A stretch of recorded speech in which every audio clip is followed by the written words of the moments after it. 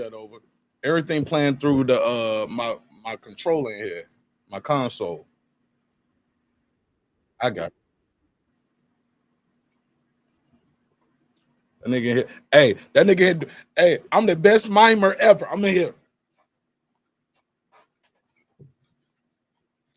Niggas can't hear nothing. Run it back. Do it again. This that squad sound. Wise man once said, be careful who you bring in your house, you know? See, because everybody in your kitchen isn't there to help you cook. And everybody who sits at your table isn't there looking for a plate. Some people just there to steal your recipe. From sitting by the bus stop on benches to nail copping Benzes. Yeah, I seen it all through these Versace lenses. God first give money, those are my intentions. Y'all hear it? Let me know y'all hear these Versace lenses, yo. This that squad sound. How sound out there? Can y'all hear Wise me? man once said, be careful who you bring in your house, you know? Y'all hear me? See, because everybody in your kitchen isn't there to help you cook. And everybody who sits at your table isn't there looking for a plate. Some people just there to steal your recipe. Memo, what up? From sitting by the bus stop on benches to nail copping Benzes. Yeah, I seen it all through these Versace lenses. God first give money, those are my intentions. They hating on me, but imitating my inventions. Listen, I see them watching how my watches glisten. I do it for the trappers, still keep a spotless kitchen. Because the mop stick is right by the pot that I cook the brick in. Fast forward, you still broke without a pot to piss in. That's some shit that you forgot to mention. While you was on your little gossip mission, I was out there pitching. Same shit your mom and pops was sniffing. Wonder if God forgive them. You can ask them for me when I sit you with them. It's kind of hard for me to pray for my enemies when I know every night they always pray for the end of me. How the fuck is a little me trying to belittle me? Bitch, you looking pitiful. I look like the epitome. Up in College Park, popping bottles with a women be. Oh, I think she like me. I can feel the energy. Or is it cause I'm ballin' and she know that I'ma spend a G? Haters on the side, looking sour like a lemon squeeze. I can see the fraud in you. I can see the tendencies. You gotta lie for every leg on the centipede. We can go to war, do it like the Genovese. So hit the booth and trade bars. I got more than 10 of these. Hey, Joe.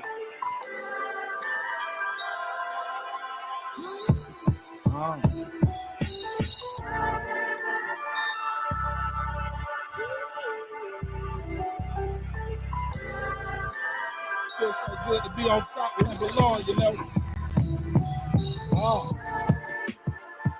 Hey.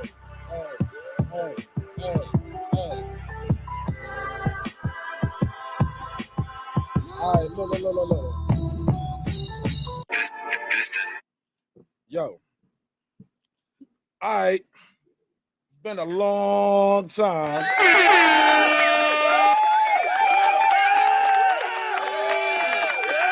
How y'all feel? What's the damn deal? What's popping? What's happening? What's going on? You're back in lab with your favorite movie.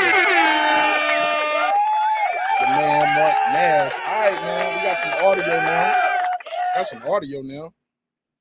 No thanks to Puro and Memory. No, I'm joking. Nah, no thanks to me. They were like, nigga, that's your studio. That's your show. You need to get your audio right. Yeah, but yeah, man, my bad about that. Little technical difficulties. Y'all ready to have a good time? Say yeah, wherever you at. I don't care if you're in the car, you're at work, you're in the elevator, you're in the bathroom, somewhere at the porta potty. Just say yeah out of nowhere. Somebody gonna be like, the hell you got going on in there? But they gonna know you're excited wherever you at, man. And I'm excited to be back with y'all. It's been a minute, man. Been a couple weeks. But it feels good to be back, man. Feel good to be back. Had to take a little break, man. You know what I'm saying? Had some personal things going on. And I just leave it at that, man. But I feel good to be back, man. I feel healthy, feel strong, and just been busy. So where y'all want to start at, man? I got, man, so many topics I got to get into, and I'm not even ready. I need to queue up this joint. because I got some current event news I got to get into too. But I got my notes though. I got 40 pages of rhymes in this motherfucker, man. I got all the verses. I got all my verses ready. We got to talk about this JAYZ versus Black Thought controversy. But is it controversy? Is it really? So we're going to talk about that. I'm going to tell you where it came from if you don't know. So we'll talk about that. Also, Diddy is filing $100 million lawsuit against some attorneys and a TV network. We're going to talk about that. Tank Davis case got dropped. I don't know. I can skip that right now. I mean, ain't really much to talk about with that, but it's on my docket. I could do the other fight news right now. Boots fighting Lima. That's all I got for you on that. That's all I'm gonna talk about with that.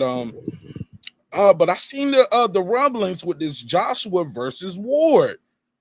It looks like Anthony Joshua's entertaining it. And he was like, don't make it all about the money. And Ward was like, bro, you fight for free? Then he was like, all right, man, don't be up here trying to look for multi-million dollars. Don't put your pride before your ego. I'm like, hold up.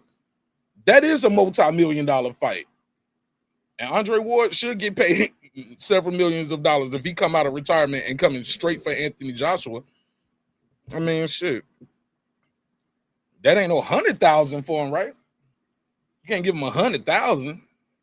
What you talking about? Don't look for multi-millions. Like, and y'all know I like AJ, but AJ might be tripping off that one right there. I gotta fix this camera right here because I keep having to lean all the way over for y'all to see me. Gotta be all the way over here. Let me just turn that motherfucker a little bit right there. Boom. All right. So we're gonna talk about that. Chippy, what up? Reggie O, what up? Lisa Bells, what up? Shout out to everybody who here, everybody who get here now. Like, damn, man, we ain't seen you in a minute. Yeah, we back. We're gonna be here for a little bit. Seen and unseen boxing. So we're gonna talk about those topics and more. Yeah, that's it. So that's what we're gonna be on. Give me 5 minutes now that we're here. Then I got the sound right. Give me 5 minutes or less. 5 minutes or less, man. We're gonna cook up this content. All right. Let me share the link out. Let everybody know I'm live. Smoke them if you got them, if that's what you're into. If you like candy, go get you a pack of Skittles. Get you a bottle of water, get you some juice or slushy or smoothie, whatever you're into. Give me 5 minutes and we're going to be right in the midst of this thing. 5 minutes or less. Because my neighbor just texted me and told me I left my garage up. So let me go out there and shut the garage and grab me a bottle of water and I'll be right back. This is my passion. No, it say 5 minutes. Trust me, it's not going to take the whole 5 minutes. All right? All right, let's get it. This is my passion. This is what I love to do.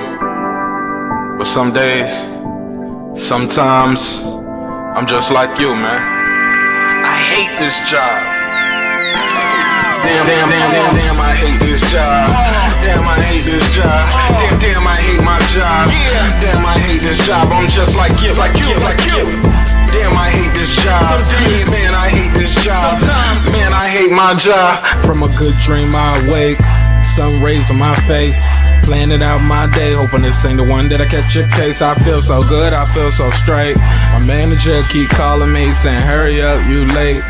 Hurry up, you lay off. Yo, man, I hate this job. Man, I hate this job. Been trying to play it cool, but it's hard to play it off. I've been hanging on to this bullshit, cause my car still ain't paid off. I know I'm on my way up. My boy just got laid off, so y'all, man, I hate this job. Man, I hate this job. These hoes here so ratchet. These niggas here so sneaky. Y'all don't even really pay enough for y'all to only pay bi-weekly. I'm trying to double up my cash. Take this job, shove it up your ass. Yo, man, I hate this job. Sometimes I wanna say, walk in and slap my boss. This shit is getting hard. Damn, I hate this job. Gotta make it out of this struggle, bruh. And I don't really mean to take it out on you. You just a customer, but damn, I hate this job.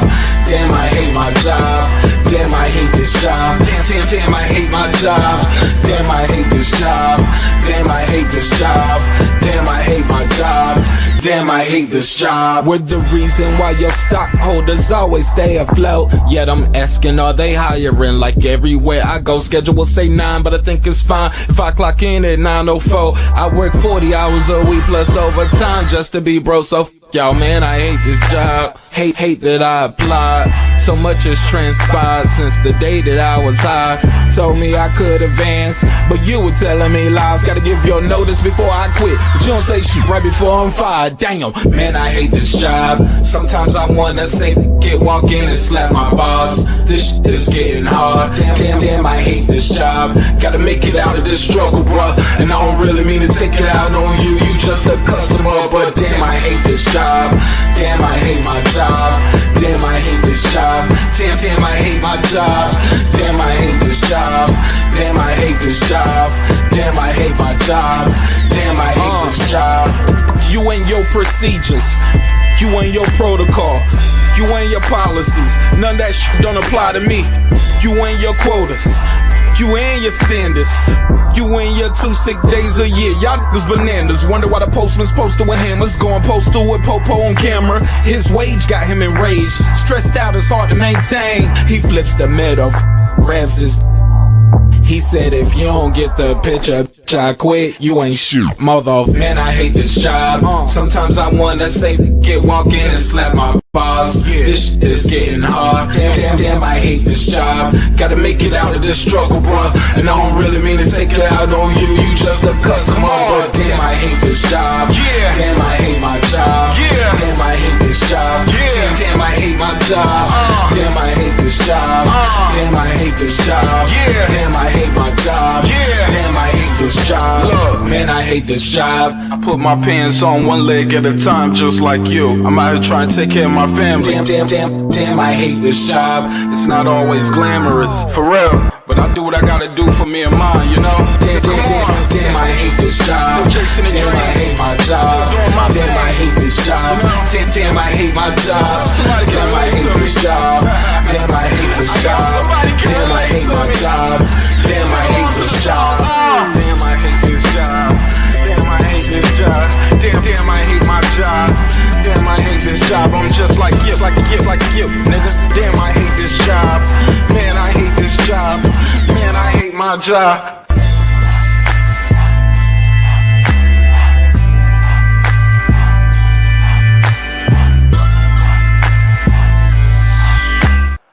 Yeah. What's good, neighborhood?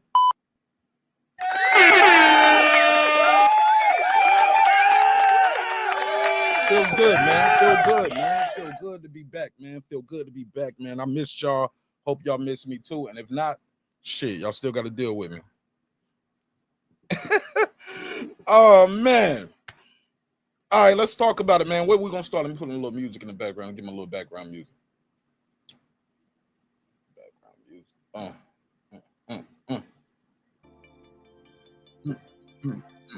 Right about. All right, man. Let's talk about it. Where we gonna start at? Let me go through my topic docket. Get some of these topics done. We are approaching Canelo versus Crawford rapidly, and those odds are tightening up. I'm gonna just go through this order. This list. I ain't got a crazy order. We'll go through this list. Canelo versus Crawford. I think it was Betts AG.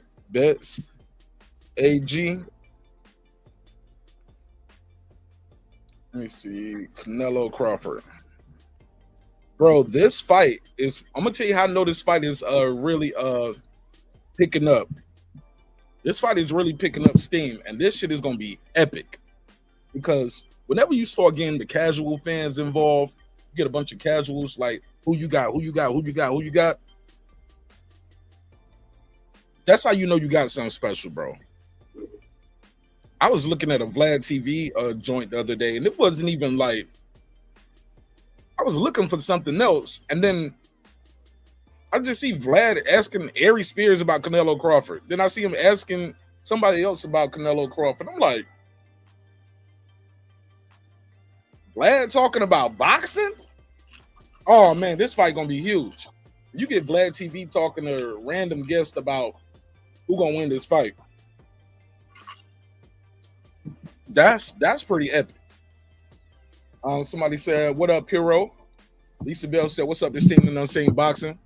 Somebody said, by the way, shout out to L Dub Boxing for calling Boots versus Lima July 31st. I mean, L Dub probably don't even want credit for that one. That's one of the ones he probably like. I wish I was wrong. Probably wish he was wrong on that one. Not gonna beat Boots up too bad about that because I mean, we knew, right? Not just from L Dub, shit. We knew from Turkey Alley Sheik that and shout out to L Dub, cool dude. I met him in Vegas. What 2023? Was that 2023? I met him. Cool dude. He was like a ghost too. He was like Martin Ash. Popped up on me. Martin Ash. I was like, oh, you cool. What's up? He was like L Dub. I was like, cool. Thought it was one of the ops. I was gonna, I'd be walking around.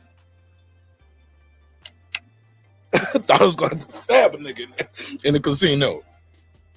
He was like, I said, hold up 1 second, guy. And I looked back. I was trying to get my ticket from somebody. I looked back. He was gone. Like Kaiser Soze. But shout out to L Dub. Cool dude though, man. But Turkey Alley Sheik already told us like Boots gonna be looking for a tune up.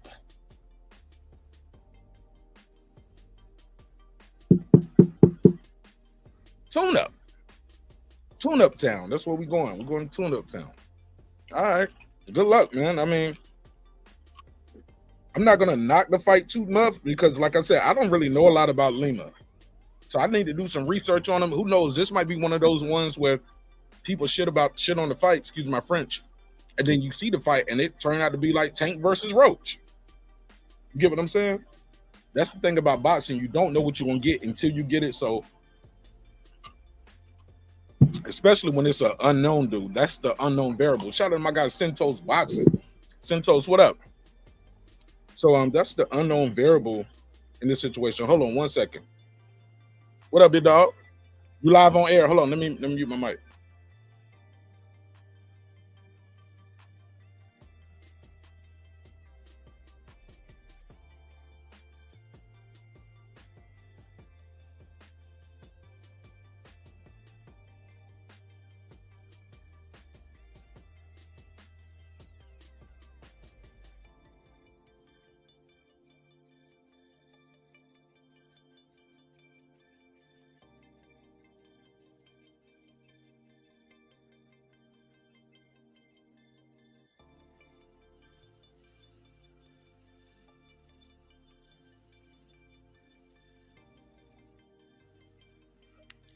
Check. Say something real quick. Yo. All right, what's good, man? I got my boy Pat Man Tay, aka Tay Jones. What up, Tay? What's up with you? What's going on? Shit, you got it. What's cracking with you? Shit, man. Finna get ready to eat some of this pho. You said about to eat some what? Pho. Oh, okay. I thought you said That's Vietnamese food. Oh, okay. Shit, I never heard of it. Yeah, man. Good for you, bro. Never heard of it. Okay. Who made it? Who made it? No, we get it from the Vietnamese restaurant spot we be going to. Hey, 858, call right back. I'm gonna let you get on after this. 858, call right back. Tay, give me your take real quick on what you 858, call right back. I'm gonna just talk to one person at a time right now. Talk to me, Tay. What do you think about the fight Boots versus Lima? I was just telling people, I said I don't want to shit on the fight too bad because I don't know homie. And this could turn out to be a Tank versus Roach situation where people was bashing the fight, and I'm like, man, you just never know what you're gonna get until you get it. Boxing is one of those things you don't know until you get it.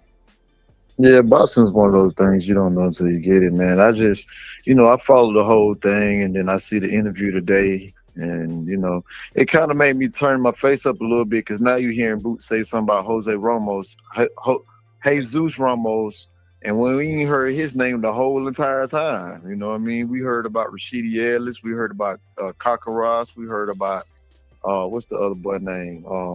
Boa Chuck. Then out of nowhere we hear about Jesus Ramos. I'm like, fuck he come from? I didn't hear about it till after. I ain't gonna lie, I did see a YouTube short today on another channel, and they was talking about, hey man, I was excited about maybe Jesus Ramos. I was like, oh, I didn't know that was even an option, but nah, I didn't know that was an option either. You know what I'm saying? That's why I was like, huh? But and then shit. But from what he was explaining, he was saying that. Somebody in chat, Brim said, Jesus Ramos said they emailed his uncle. Like, nigga, that ain't who you need to call. But I digress. Go ahead. I'm sorry. That's crazy, man. I didn't know that, man. But yeah, I just felt like, man, Rashidi Ellis. But then, at the Rashidi Ellis, people would have been saying, oh, he pulling him up from 140 or 147. I mean, you know what I'm saying? Stuff like that. But I heard that fight wasn't gonna happen anyway because Eddie didn't want to come off his square about how much he was paying people at $250,000 and stuff like that. So I don't know, man. Shit, he got lemmas now, and that's the problem. Then some people, I seen one person say, I guess he fought at 160, and they saying that he pulling him down from 160. I don't know, bro. Hey, man, he got a fight, happy for him, but shit, quite funny how he got a fight now going up to 154 when he could have had a fight at 147 months ago. Pendulum swings, doesn't it? My. Well, he had a doctor's note, if I'm not mistaken. He did have a doctor's note. His doctor did some tests and said, hey, look, you only fighting at 70% or 30% or something like that. Man, I don't want to know what type of testing that was. Mm-hmm. But like I said, I like booze, man. But that's I ain't never heard nobody say you only performing at this because of this. I ain't never heard no shit like that. Lil B said it best. He's like, "What's that test called? Is that multiple choice? Is it fill in the blank? Yeah, I'm along the test? line. Yeah, like, what kind of test is that? That's what I'm saying. I'm along the lines of the same. Never heard of it. Never heard of it. You know what I'm saying? How many years you been a pro boxer? Shit, what, 8 years I think now? You would have loved to have that test in year one, huh? Like, damn, I'm telling you. What percentage am I fighting at right now? Yeah, I definitely would have love. Shit, any fighter would love to have that, huh? Right. Yeah, that's crazy, bro. I don't know. I ain't never heard nothing like that. That's crazy, man. But hey, to each his own, you know what I mean? But because I do like him as a fighter, but it's a lot of stuff that he do that's questionable, and I think everybody has a right to their own opinion. Yeah, and I just think like for that family to be in boxing for so long, it's like so many times I think they dropping the ball on certain things. I'm like, damn. Even with the IBF situation back with Spence, this ain't no knock to him. Like I said, because I don't dislike them, no matter what Brian Sr. says about them. Right. He's a man with his own opinion. B has his own opinion from his dad. I got a different opinion from both of them. You get what I'm saying? Right. But they know those guys better than me. You get what I'm saying? Exactly. So right. I gotta, just play my position. You get what I'm saying? Exactly. And go about what I know and what I know from the people who I know the better. You know what I'm saying? So right. I was just disappointed that this is before I was even this is a whole nother conversation. But anyway, my whole point was I was like, how do y'all not know y'all don't have to fill out a petition? Y'all just thought y'all was just gonna get the Spence fight? Oh, you told me, like little things like that. And then I remember when I interviewed Bozy, this was around the time they was down here in the A for Barrios versus Tank, and they just came to support Tank. Yep. And I interviewed him. Then we chopped it up, and I was like, "So what's the deal?" He was like, "Man, they got a shit to eat to get off the pot." You know what I'm saying? Like, give up the title and all. I was like, okay. Yeah, I remember that because we saw each other at the Phillips Arena that night. I remember that. You old school. You still call it Phillips Arena? Oh man, what it's called now? State Farm. State Farm, that right? Shit, yeah, I'm an old school nigga, bro. It's still Phillips to you. Yeah, it's Phillips Arena, just like the Braves Stadium. You know what I mean? It ain't no Turner Field or SunTrust and all Truist, whatever you call it, but man, that's called the Braves Stadium. For sure. Talk to me, man. Did you see this thing going on? Shocky Foster says that everybody sees Shakur Stevenson as the most as the next Floyd Mayweather, but he ran him out the gym. Did you see that clip? Yeah, it's crazy. I ain't gonna lie. Like, what's crazy about it? Yeah. Let me play it for the people who didn't see it, and then I want you to react to the clip. All right.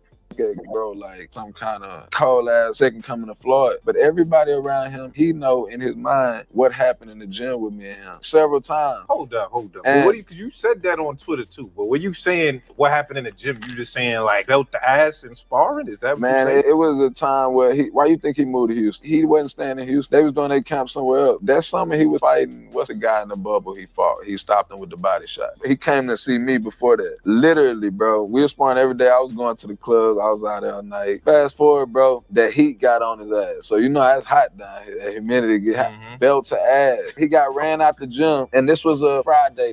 Ran out the gym is crazy, Shock. I ain't gonna lie. He ran out the ring. He didn't want no more. I was putting it on him that day. He do like smoke. I can say that. The next day they were supposed to fly. He called me and we get another session in. You know he what want I his mean? lick back. Like he trying to get it back. And even when people come in, they laughing, joking about it. They like, man, put it on. He couldn't sleep. You know what I mean? And it's like, hey, I didn't take it no way, but I knew he was gonna try to come with pressure. He did. He tried. He had K on the FaceTime because I guess he couldn't be there in person while we sparring. Yeah. First 4 rounds, it went the same way, tit for tat, and then it went back to the same, you know what I mean? The same old, you know what I mean? Wow. Wow. Talk to me, Tank. Oh, I called you Tank. Tank, my bad. Talk to me. What you think of that? Man, I ain't gonna lie, like, I've been heard that, but I ain't, it ain't my business to say. And sparring is sparring, and sparring is sparring. Yeah. You got some sparring wars that I got on tape that ain't nobody seen. You know what I'm saying? Okay, bro, like some kind. Exactly. So like my thing with that is shit. It is what it is. You know what I'm saying? It's just sparring. You know what I'm saying? But I don't think it's something he will lie about, just knowing Shock. But again, it's just sparring. He's super solid. Man, what I notice about what he's saying, because there's some validity there, a little bit. It's just like Mustafa Gym, bro. You know how many people came down from Philly or Everywhere. From Texas and Las Vegas and came and got some work with us.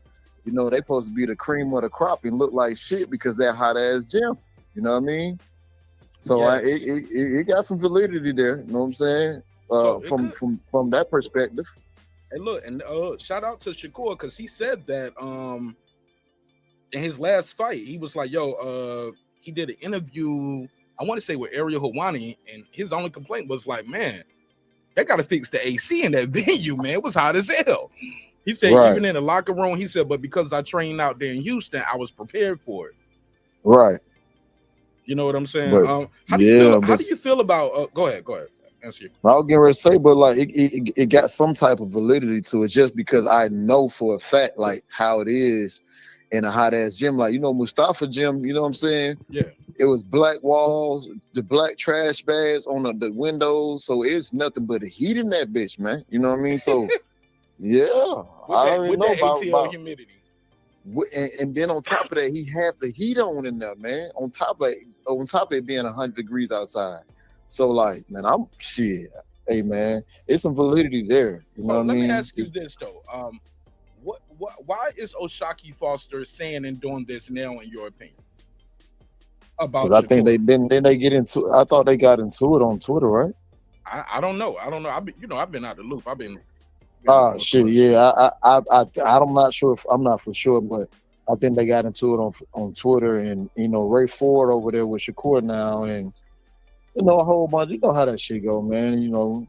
I think Ray Ford was talking about how he offered O'Shaquie Foster a contract, and he training with Shakur them over there now. So you know how that shit go, man.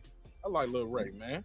Lil Ray I like Ray too. I like Shock too. I like Shock, Shakur, Ray. I like all these dudes for the most part. I like Ray too. I mean not Ray, but yeah, I mean I like Ray too. But I like Shock too. I just think that Shock, man. I think his last 2 performances just been a little bit lackadaisical, simply because, man, I honestly don't think he can make that. What against Conceição? Yeah.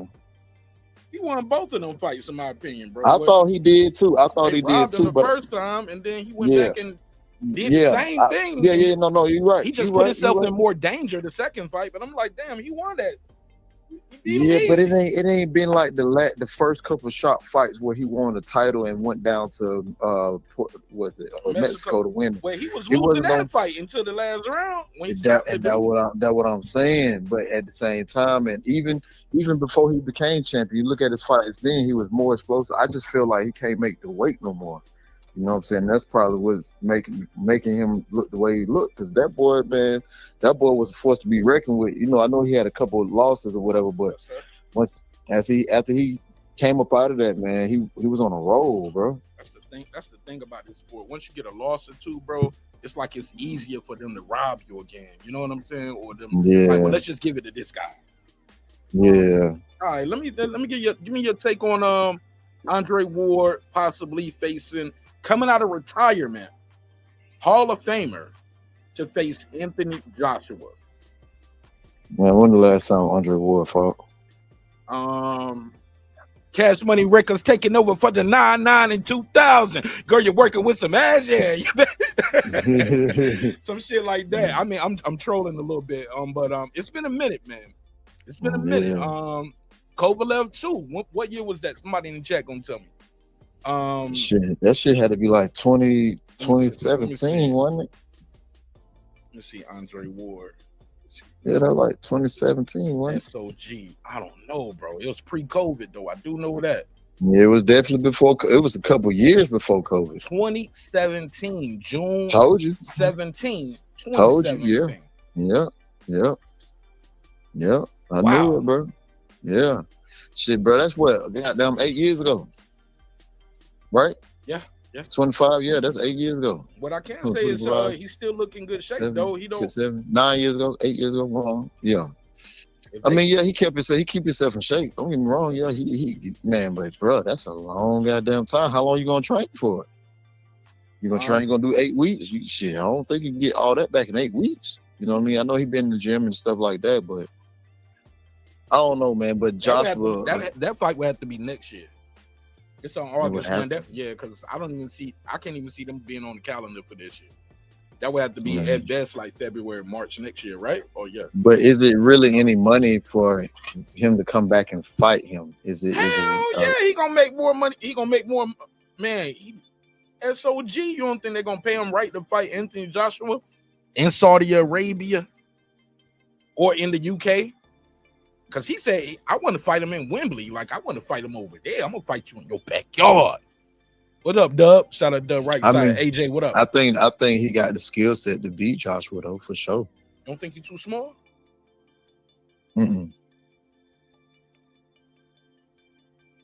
Nah, Ray, not Ray, but what's his name? Andre. Andre, he big in person, bro. Anthony Joshua built like an action figure in person though, and on TV. He big on TV. Anthony Joshua big on TV and in person, my nigga. But he's a robot. Yeah. He's a robot. That robot hit though. Man. He athletic. All you need is one. He's not more athletic than Drake. I don't know how athletic Drake gonna be at as a heavyweight, and you don't either. We don't know how athletic he would be at a cruiserweight because we never seen it. You right. At his best, we seen him, like I said, his heaviest, we saw him at light heavy. You right. You ain't saying nothing wrong, bro. And that first time at light heavy, shit. His skills, to me, he just has elite skill set. You know what I mean? He has a old school style mixed with just a little bit of the new school. He just do a lot of slick stuff that I don't really think people pay attention to. You know what I mean? Such as, and of course, you know, Joshua, he's a late bloomer. You know what I mean? So I don't know, man. Then of course, on top of that, he took some knockouts, some stuff like that, and some losses. But he hasn't really fought anybody to push him coming back besides Dubois. So I don't know, bro. Even with his losses, I don't think he took a beating until his last fight. That's the only time I ever seen him take a beating. And I think aside from Andre Ward, everybody else in heavyweight is gonna fight AJ that way. They like, oh, blitz him. Some, like you know, your brother play football. You play football. Right. Say some offenses can't deal with a blitz, and you could just run Right. blitz. Hey, look, you can play niggas on Madden and just run blitz on them. If they don't know how to deal with a blitz, you can blitz the whole time, the whole game, and whoop their ass. Right. Because they can't deal with a blitz. Right. AJ looked like he couldn't deal with the blitz, and I think that's gonna be everybody's plan when they go against him going forward. He could not slow the fight down to his pace and slow down the blitz. But what's your take on that? But you want to know what's crazy though? I think that'd be stupid for people to do though, depending on who you are. Because one thing I can say about AJ, he's a film maniac. He go back and watch film and he try to go back and correct the stuff that he does wrong. That's what I can say about him. That's good. That takes self-reflection. You know, you got to be self-reflection. Yeah. So I mean, I think that'd be stupid for anybody to try, but shit. Oh, they're gonna try it. Oh, yeah, they gonna try it. They gotta try it for until sure. they see it don't work somewhere else. Right now, that's what works. Blitz his Right. ass. Right. Yeah. Andre, he replied to Andre Ward. He said, "Don't come asking for multi-millions to fight me. Put your pride before your ego and let's rumble." I don't like that because this fight is worth multi-millions of dollars. Of course. For both. Of course. And if he need if he want to come out of retirement and he want to get back fight, I like this fight more than I like him fighting Jake Paul. Of course. And guess what? Guess who's gonna pay them millions of dollars that he talking about don't ask for? The fans. Oh, what? Turkey. Turkey. So how can he say something like that? That's why fighters who are signed to Turkey say dumb shit like that. Man, you ain't issuing no contract. You ain't doing none of that. So stop it. Turkey doing it. Yeah, I feel you on that. Like, stop talking about the paper shit. Like it's coming out of your purse. Now, speaking of money coming out of the purse, I got to get to this Canelo versus Crawford conversation that's going on. People are blaming Canelo for the undercard being, I would say, underwhelming, to say the least. Underwhelming. That's the word I People use. blaming Canelo for it? Yeah, because they say he's eating up the budget. You got but I ain't mad at this undercard. This ain't no Don King undercard from back in the day. But this is good. Fernando Vargas Jr. versus Callum Walsh. Kristen and Billy versus Lester Martinez. I like both of those fights. Now, how the hell did Fernando Vargas Jr. get that fight? Bro, like he been working though. Him, I ain't gonna lie, him and his brothers, they all are working. Every time I turn around, bro, Emilio and Fernando is one of them Vargas, bro. It's another one. It's two, right? I mean, it's the third brother. It's four of them. 4 of them, right? No, I think I've been on cars. I said I've been on cars. I cover cars. I ain't been on nobody card. I've been on the media card. I said I've covered cars that either him or his brother was on. Like at least like it was him on one. Emilio they fought down here recently. Yeah, they was down here. Then I looked up on TV a couple weeks later. The brother was on TikTok, right? They was on another card. The other bro was on another card. You get what I'm saying? Right. So they working, man. So they building that brand off that Vargas name, and I'm not mad at it. Of course, you can't be mad at that, but that's a tall task now. Shit, I know, you know, but shit, the fans don't know. They don't like it. They saying, oh, they expected bigger names than Callum Walsh. Maybe they upset about the Callum Walsh. Bro, listen. But Callum Walsh can scrap, and there ain't no guarantee Vargas gonna win this. Bro, I'm gonna be honest with you, bro. They get mad about everything Turkey Al-Sheikh does, bro. So at this point, man, it's just like, man, shit. It's almost the same thing with the lady told LeBron. Shut up and dribble. Yeah, come on, man. Like, damn. I mean, they always got something to say about what bro do. You know what I mean? He got a hell of a card coming in damn November. then you know what I'm saying, he already paying stupid money for this card right here. Like, damn, man. So like again, that's why I say, man, if it ain't a big name person on there, Hey, look, they don't want it. and they're gonna complain about the pay-per-view and not go to the fight. They're gonna steal the fight and complain. Well, it's on Netflix, so they ain't gonna steal it. But shit, some of these niggas gonna hack the Netflix. Like, I ain't even got Netflix. Some niggas ain't even got. I ain't even got Netflix. So What they say, fire stick boys back outside. I never heard of it, man. Like, I support this shit. I fuck with, bro. Right. I like That's the card. Me. That's me. And especially if you're a content creator, you're gonna get paid off of it. You're gonna cover the fight. You're gonna get your super chats, your donations. Like, you're gonna, you know what I'm saying, you're gonna do your funny voices and stuff. You're gonna get paid for it. Right. You're gonna make your little $80.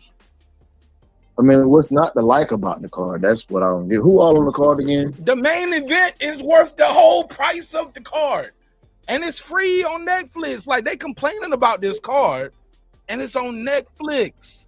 It's not pay-per-view. They complaining about it. Who all on the card again? You got Callum Walsh versus Fernando Vargas Jr. Mm-hmm. Christian and Billy versus Lester Martinez.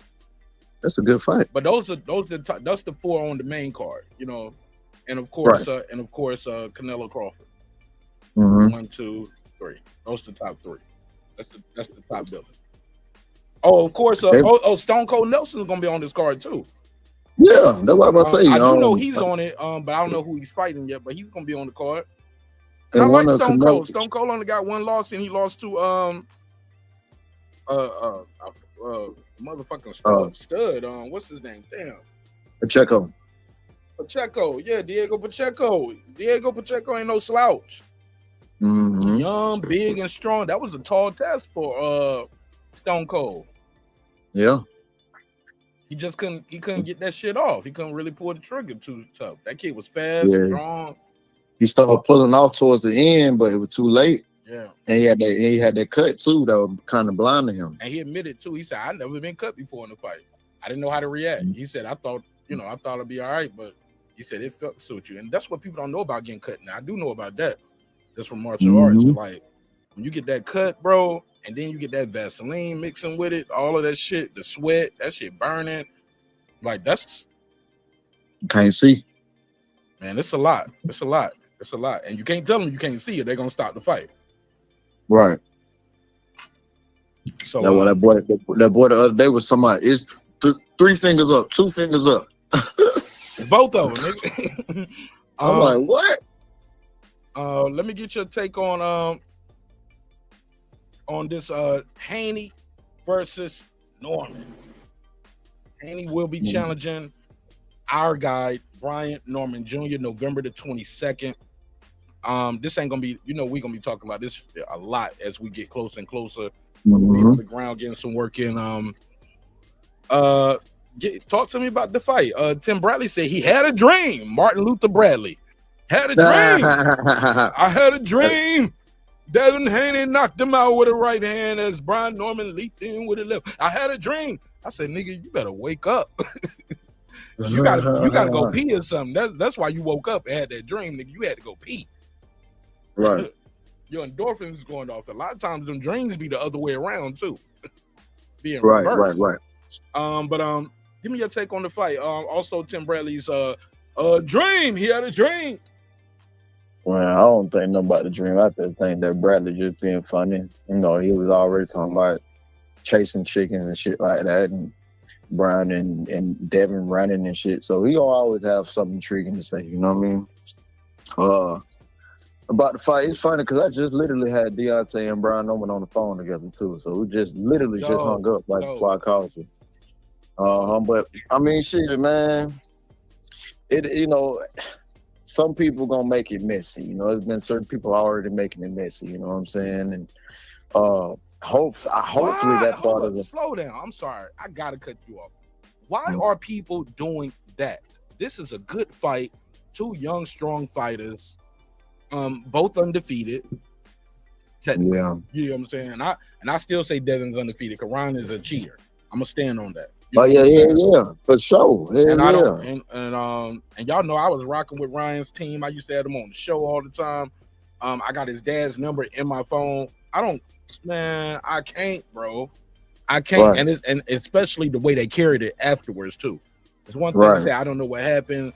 Yo, I'm gonna do everything right. Man, this nigga was still out here gloating, bro. You had the belt and everything. You Yeah, missed. that's You crazy. blew the scale. You dropped dirty. Like, I mean, even the way he went about promoting the fight, I didn't think was cool. And I always gave Dev a fair shake because I was like, yo, Dev pay-per-views ain't his fault the way it's going. It's like, okay, he got Regis up there. Regis ain't talking. The trainer won't there.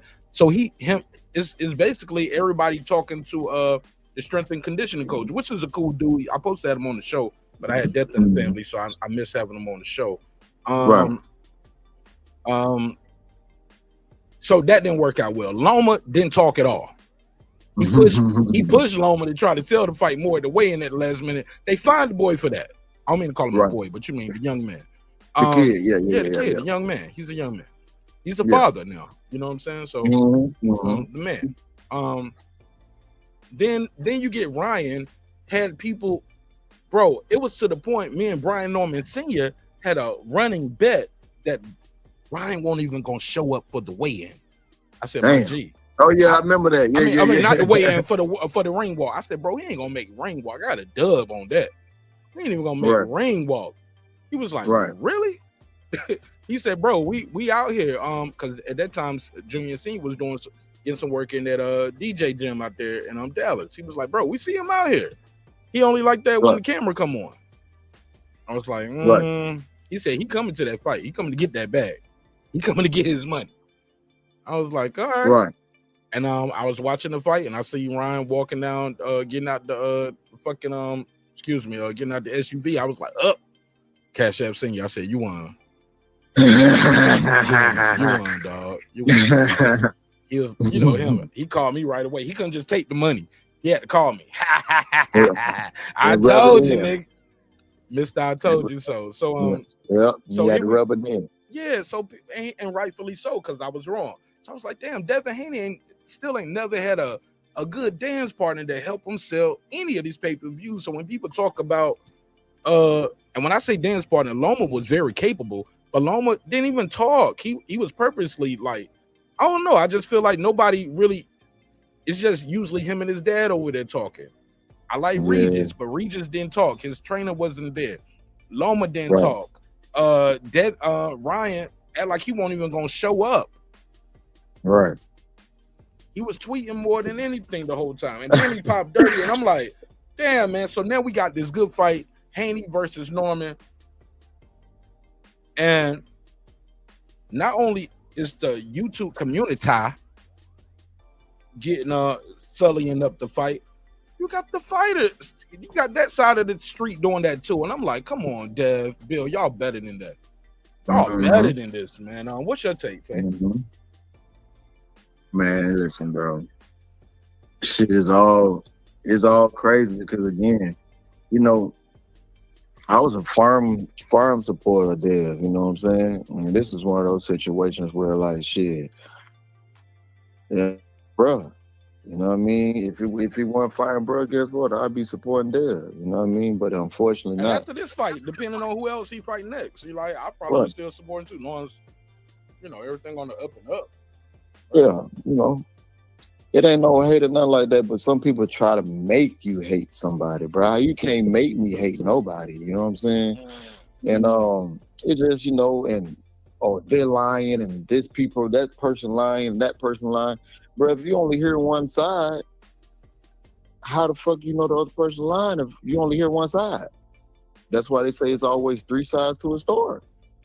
You know what I mean? So I don't know, man, but then again, when you got a group of people, organization that supports their fighter, That's what's gonna happen. You know what I mean? They're gonna say, no, that's not right. This, and the third. They don't want to hear what you got to say.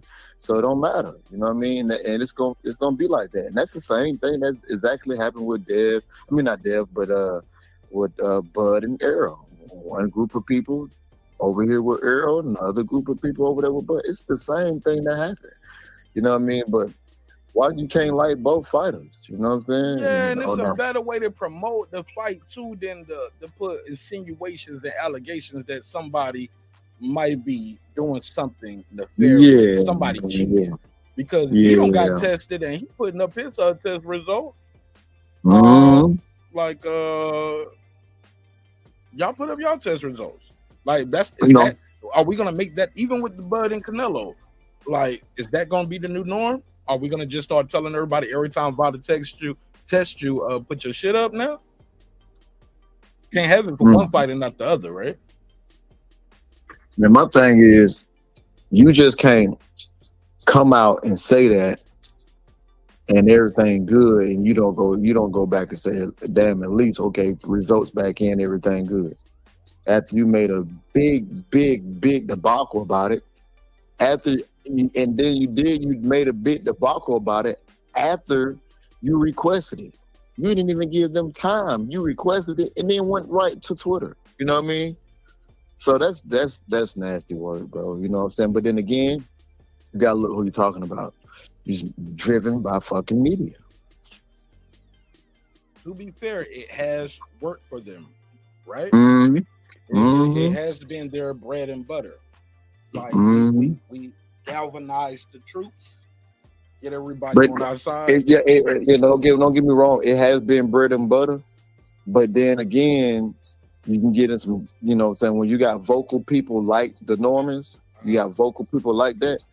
That's where shit gets sticky because they ain't never seen nothing like. They ain't never seen nothing like B Senior though.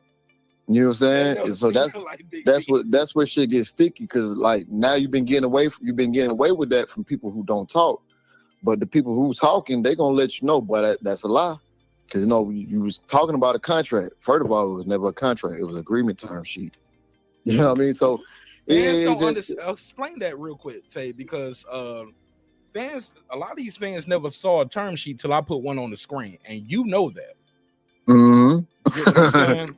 You know what I'm saying? It's just a term sheet that's stating that you're gonna, well, not term sheet, where you can say term sheet, pretty much like agreeing to fight. It's a fight agreement. You signing. It's one page. It's usually one page. It's your name, just one page. Name. Yeah. Saying that you're gonna fight. What and it's the price and usually stuff like that. Mm-hmm. It's no meticulous details. Mm-hmm. You don't get all that stuff until like when you closer to the fight, but for sure, you pretty much stating that you're gonna fight. You signed to say that I am fighting this person, and you go to the term sheet, and then you go to the actual contract. That shit, I don't know. Like I said before, man, the way it happened and how it happened was just weird to me. But then again, like I said before, when you got people like the Normans who gonna let you know the truth, that's when shit gets sticky, because it's not like now was somebody lying. You know what I mean? Hey, so look, Ryan Senior's starting to look like an oracle too, man, because like everybody wanted to clown him for the boot shit. You should have took the money. And they look up and they see, hold up, ain't nobody really taking the money. Everybody turning it down, which is what he was saying at the time. He was like, at least just match me with the other champions. Well, you don't deserve that. He'll never get that money. Yeah, they offered you 3 times what you made. Look. He was like, man, we'll make that money back in less than a year. Oh, and man, would you want to do one job 3 times to get the money, or would you want to do one job? Look what happened, bro. And it ain't even been a year yet. It's like, what a difference. Like, it ain't even been a year yet, and he finna make quadruple that shit. No, I'm talking about twice as much that Boots made in his career. That's crazy. Oh, in one night. Yeah, in one night. Some crazy shit. I'm sorry, you just gotta watch what you say and how you talk to people, bro. You never know. You know what I'm saying? You never know. And right now it's his time, dog. You know what I'm saying? But I just wish people can get along about this fight. You know what I'm saying? But it definitely has turned ugly. Fuck that but Rodney King shit, nigga. It's war. No, I'm joking. I'm trolling. Yeah. I just felt the moment to say it right then. I'm sorry, Tay. Shit, you tried to stop me too. Shit. What I do? You tried to stop me some shit about 2 weeks ago too. So oh yeah, I did. Yeah. I talked to you for about an hour and a half, maybe 2 hours. Then I look up, you went live anyway. I was like, uh-oh. Yeah. You know what I'm saying? You know when niggas lie on you, bro. That shit, you know what I mean? I really want to put hands and feet on motherfuckers. Then Nah. We ain't gonna do all of that. That's what we're not doing. And shit just, just lame stuff. But man, listen, I like Dev. Don't get me wrong. I like Dev or whatever like that. And even with me and him getting into it, you know what I'm saying? That don't take away what he's done inside the ring. You know what I mean? And at one point, Brian Norman Jr. was a fan of his as well. You know what I mean? But then when you get to doing weirdo shit, you know what I'm saying? Saying weirdo shit, that's where. I think people are a fan of the business moves and the accomplishments and things like that. Not necessarily always the style of fight. Right. From what I gather when I talk to Senior Junior, like the style of fight, but also too once you preparing for a fight with somebody, that's when you start seeing flaws and all. You be like, oh, you know what? Maybe I was giving this nigga a little too much credit because now you studying him to beat him, not just studying him or watching him to see if he can beat this guy he faced. Yeah, I mean, and that happens. That happens. You know what I'm saying? That happens. But me personally, I gotta put that to the side, despite me actually watching film and breaking them down and stuff like that. You know what I mean? What you mean? No. What you mean? Because it's business now. You know what I mean? Now it's business. You know what I mean? You ain't Team Norman. Somebody was in. I heard a nigga say the other day. He was like, "I'm talking about real Team Norman, not these fake niggas. These niggas ain't Team Norman." I was like, "Oh shit!" I was like, Tay sparred both of them niggas. He don't spar the daddy and the son. That's part man. of it. Like that, it don't get no closer to that. Like, man, I don't see no other YouTubers lining up to do no kind of sparring with nobody. So. You can't say somebody ain't in the team and they don't spar. Been sparring with him since he was in high school, bro. Like, what y'all talking about? Hey, man, this nigga was 14 years old, dog. Okay, younger than high school. Right. The first time I sparred with B, he was 14. The first time I sparred with Big B was maybe like 4 months after I had sparred his son, the very first time. You know what I mean? We always, and Big B, he always gave me my props, you know what I'm saying? Because he knew I was a late bloomer and shit like that, you know what I mean? And in fact, he was the first person in the city to give my props, you know what I mean? But people don't know you started boxing later in life. That don't mean you was been boxing your whole life and then got good. No, you started boxing late, right? Yeah. I started boxing late. Well, I started when I was younger, but of course, like I said, I played college football, so I had been in the gym down there 12 years before I came back. You know what I mean? So, yeah, man, he just gave a nigga his props, man, and at the same time, but there's people on YouTube saying that dumbass shit, but again, they got to be heard. Bram in the chat, he said, "I'm fake Team Norman too." Man, but that shit, I mean, it's weird, bro. Like, it's weird. It ain't no need for all that. You know what I'm saying? There's no need for all that. Especially when I'm the person who brought him to you. Like, that's retarded, bro. Like, that's crazy to me, man. But I like to say about the fight, though, man, it's gonna be a good fight for however how long it lasts.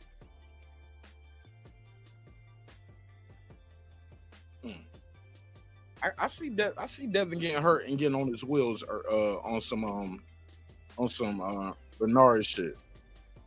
Man, listen. I see him getting hurt and getting because people had to ask him. They was like, "Is B gonna knock him out?" I said he can catch him and hurt him and jump on him, but I don't see Bill stopping. I don't see the ref stopping it. He gonna have to sleep. He gonna have to sleep him.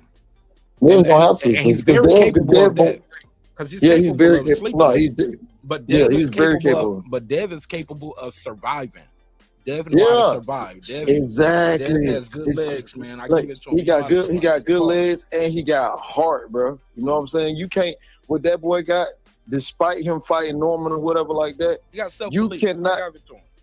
Yeah, you can't take that away from him, bro. You know what I'm saying? And he the type of person that's gonna go out on his will, and I can respect that any day of the week, month, and year, bro. You know what I mean? Despite what people say about him, bro, I give a damn. Yeah, But man. him getting up against Ryan, yeah, they want us to hate these guys, man. Like if you yeah, Team Haney, they want you to hate Team Norman, and if you Team Norman, I ain't gonna say Team Norman. No, I ain't gonna say Team. No, I don't get that from this side. You know what I'm saying? Like we're not trying to make you hate Devin Haney.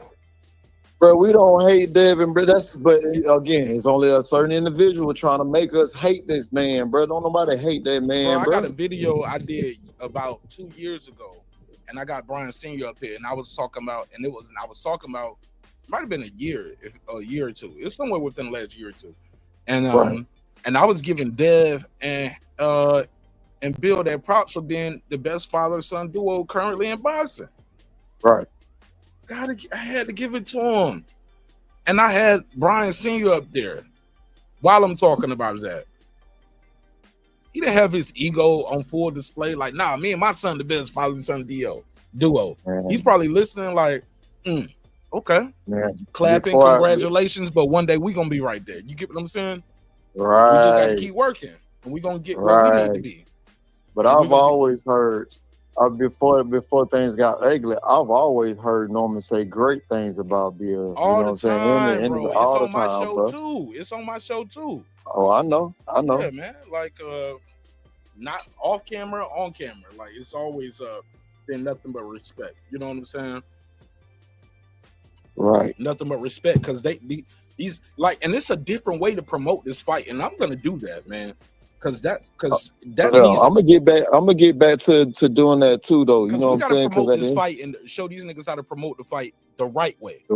Because these guys have similar paths. Right. They both went to Mexico, like skipped the Olympics, went to Mexico, and said, "Yo, I'm going pro."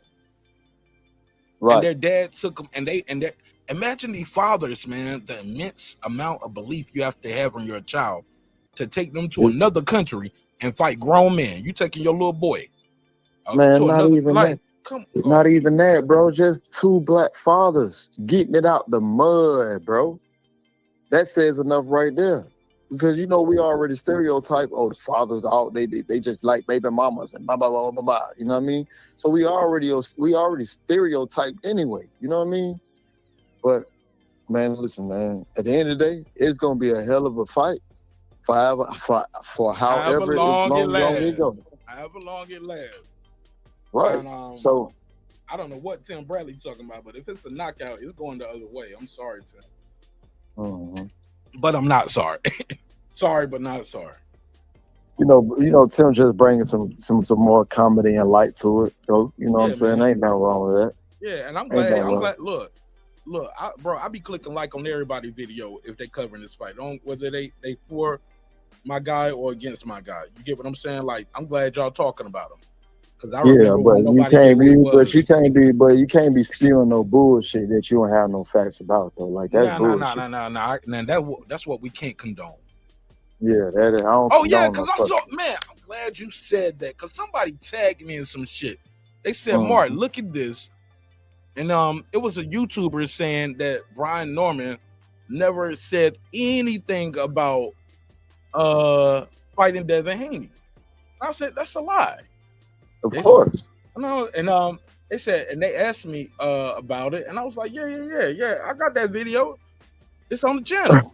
I was like, it ain't even hard to find. They was like, where is it at? I said, it's one of them videos that I recently uploaded within the last month, where he was in Japan. And I said, I literally titled the video, Brian Norman Jr., thoughts on Devin Haney. I'm gonna play this for the people who didn't see that. And I asked them about the fight. Right. Hey, on the map. October, November. So you ready to get? I said, somebody told me, and this is when we heard that they were in Japan. I didn't see him in Japan. He didn't see him in Japan. Nope, none of us saw him there. Right. So maybe he stayed somewhere else, but we were staying at some of the nice shit too. You know what I'm saying? Yeah. You know what I'm saying? Yeah. Beautiful view. Maybe he didn't come to Yokohama. Maybe he was staying in Tokyo the whole time. But I know he won't in that arena because you seen me in arenas, bro, especially when I got a press pass. Everywhere. I barely sit down, bro. Anybody in the chat who know me and seen me at events, I work the room, bro. You do? You be everywhere. You don't sit down. I don't sit down. I'm backstage. I'm around the corner. I'm over there. I'm at the bar talking to people. I'm outside. I come back inside. I don't just work the room, bro. I work the building, bro. Anywhere I can go, and I chop it up with everybody. You chop it up with everybody. For sure. The fans, the fighters. You know what I'm saying? I'm everywhere. Boom. And look, that's how that Quinn Randall fight got made with Lil B. Hey, and guess what? It's funny that you said that because shout out to somebody, a specific YouTuber said that we was trying to make a fight, which wasn't true because I ain't never made no fight. I made one. But I made one, and people say fights don't get made off YouTubers. YouTubers never made a fight. I made one, and both fighters agreed that, like, man, Martin Ash made this happen. Yep, facts. You sure did. And it's on wax. They said it on wax. Yep. And it was come from me working the room, Spence and Crawford. I was backstage, and I saw Brian Norman Sr. And y'all say he ain't nobody, but for some reason he had a backstage pass. And Spence and Crawford just walking the halls. And when I saw him, I recognized him because I'd already interviewed him. I knew him, but I ain't know him like I know him now. You know what I'm saying? Right. We knew of each other. And I said, Brian Norman Sr. He said, what's up, dog? I said, hey. What's up, dog? I said, hey, Quinn Randall just called your son out on my show. He said, who? I said, Quinn Randall. He said, who? I said, Quentin Randall, Olympian captain. Who that? Captain of the Olympian team. He called your son out on my show. He's like, what? He said, hey, hit me up when I get back to hit me up, on Monday. Basically, hit me up at the weekend. Right. When we get back to the A. I was like, bet. So he knew me enough to remember I was from Atlanta. Yep. Because I remember when you called me and told me Quentin Randall said it. Nigga, because you saw him at he first said it when y'all was at the Frank Martin fight. Matter of fact, it might have been around that time because it was a build. It was a build for that. It was a build. Because Frank Martin fought. Frank Martin fought, and then Earl Spence fought. Because I was selling that damn I was selling that damn Terrence Crawford Spence fight, bro. Like when that fight got made in May, I did a show about that fight like damn near every week until they fought in July. And I'm talking about like every couple of days I was doing the fight. I found a new angle to work it. And that's what I'm gonna do with this fight right here. I'm gonna build this fight up. And because I realized here we go again. You know what I'm saying? It's the usual suspects. And I gotta combat what they doing with real content. Right. So I got this a game I'm gonna play on the show where I'm it's like checking the boxes with Martin Ash, who got the more speed, power, footwork, jab, counter punching, championship experience. Got to go to Dev on that. Yeah, for sure. Know what I'm saying? So who's gonna check the most boxes? So we're gonna play the game, and you can say champions. You can say championship experience in the ring on fight night, but that's then what again, counts. That's what counts. That's what counts, right? The lights count. But then again, man, got many rounds with former champions and current champions too. I don't know, Dev. I think Dev might have them checked on those boxes too. Yeah, that's what I'm saying. That's why I said, but you know what I'm saying, you can't take that away from Dev. Yeah, Dev got that. He got that category down. I give him that. Yeah.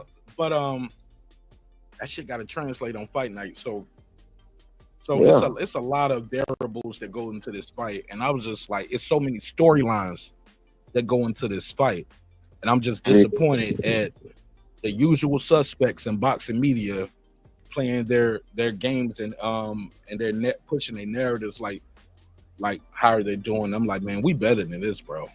Man, but then again, maybe we're not. Maybe some people just this is who you taking are, the fault. Yeah. And that shit's sad though. You know what I'm saying? It's fucked up and sad at the same time. You know what I mean? Hey, look, man. Look, I guess niggas gotta do what they gotta do. If they didn't do it this way, Renner Center would be coming and take them kids' bump beds out their house. You know what I'm saying? They gotta do it. They gotta get it how you live, I guess. You know what I'm saying? I put food on the table, so I get it. Yeah, that don't mean I gotta respect it though. That don't mean I gotta join in just because I understand your struggle. You know what I'm saying? Right. I understand the struggle of a nigga begging for change under the bridge. That don't mean I'm gonna be out there saying with a sign saying help me get my new Gucci shades next week or something. You know what I'm saying? Like I understand your struggle, but that don't mean our struggles ain't the same, my nigga. You get what I'm saying? Nah, and I ain't gotta do it. I ain't gotta beg for it how you gotta beg for it. Like I ain't with the panhandling like that. yeah, we do it a different way. You want to support? That's cool, but yeah, we do it a different way, man. Do it a different way. But I'm glad that you're back. I'm glad that I've been telling you that, you know. But I know you have some things going on, you know what I mean. So, you know, hopefully you're back and it's time to ride.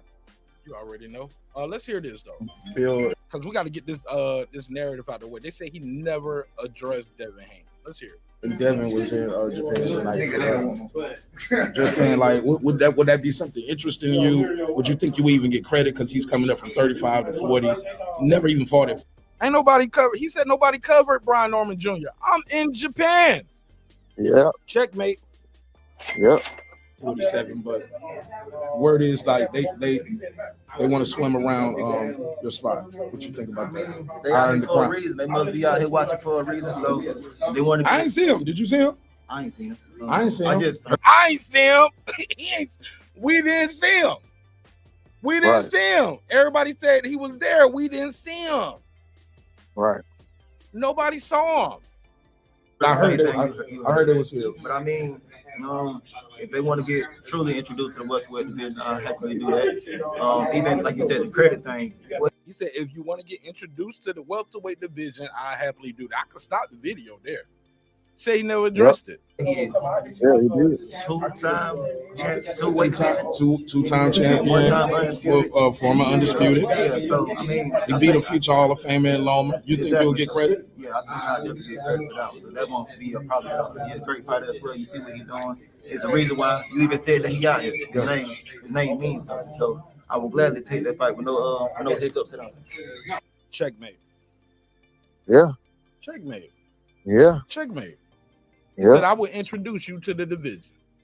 I'll gladly take that fight with no hiccups at all. What they talking about? Like, why? And bro, when I say that was the topic on some of these dudes' shows, that's been the topic. We still talking about who called out who first. We ain't talking about keys to victory. We ain't talking about the jab, the footwork, the power, the speed for either opponent. How is he going to deal with a naturally younger, bigger, stronger world champion, undefeated? Because we never seen you beat that guy. A younger, bigger, stronger guy. Right. If you can pull this off, I'm going to give you all your flowers. All the flowers, I man. just can't see it. I just can't see it. And like even now with the stuff I see Dev doing with the behind the scenes shit where he's like trying to I guess be opposed to the picture, and he's like or people are saying Dev because I follow Dev too. You know what I'm saying? I'm a fan of boxing. Right. And he's the good. Right. And that's why as Lil B and this shit right here. Hey, Assassin, you think you gonna get credit for fighting this guy? Because they always trying to discredit us, right? Especially when we fight us. Like we always. You talking about the picture when he was, I guess Abdullah Mason and Javon Woodard and stuff like that. It was like I sparred him and I sparred him. So, bruh, so what? But you want to know what's crazy about that? When was the last time you sparred them? Because you might have sparred them when they was little pups too. Did you spar when they was these young lions? When did you spar him? And what fight did you spar him for? How did that work go? Why you don't keep sparring with him? Listen, it's a lot. At the end of the day, it makes people look crazy who thinks that that's who he's sparring. You know what I mean? And he ain't sparred them guys. Do you know B would kill them guys, man? No, too small. No, not true. And the reason why I say that because I seen B spar bigger guys, and he took it easy on them. I seen him spar like middleweights. Well, I'm took talking it easy about on those middleweights. Right, I seen him spar cruiserweights. I seen him spar. Excuse me, I muted my mic too late. I think y'all heard all of that sneeze. My bad. I hit the button to try to mute it, and I think y'all heard all the sneeze. My bad. Damn. Sorry about that. But I seen B spar with guys, and we talk about it afterwards. Like, and but basically he being Lil B in there trying to kill these dudes. He in there working on what he's working on, but he's not trying to. Oh, there we go. I lost you. Yeah. I was like, yeah, man, but I seen him spar with cruiserweights, light heavyweights, heavyweights, middleweights. It's rare he's sparring guys his size or smaller. He's usually sparring bigger guys because the guys his size and smaller, he gonna break them in half. Yep. So when he do spar those guys, he's there to help them with something. You get what I'm saying? Like he'll spar little guys now because he said I ain't sparring guys in and around my division no more because I see how I go.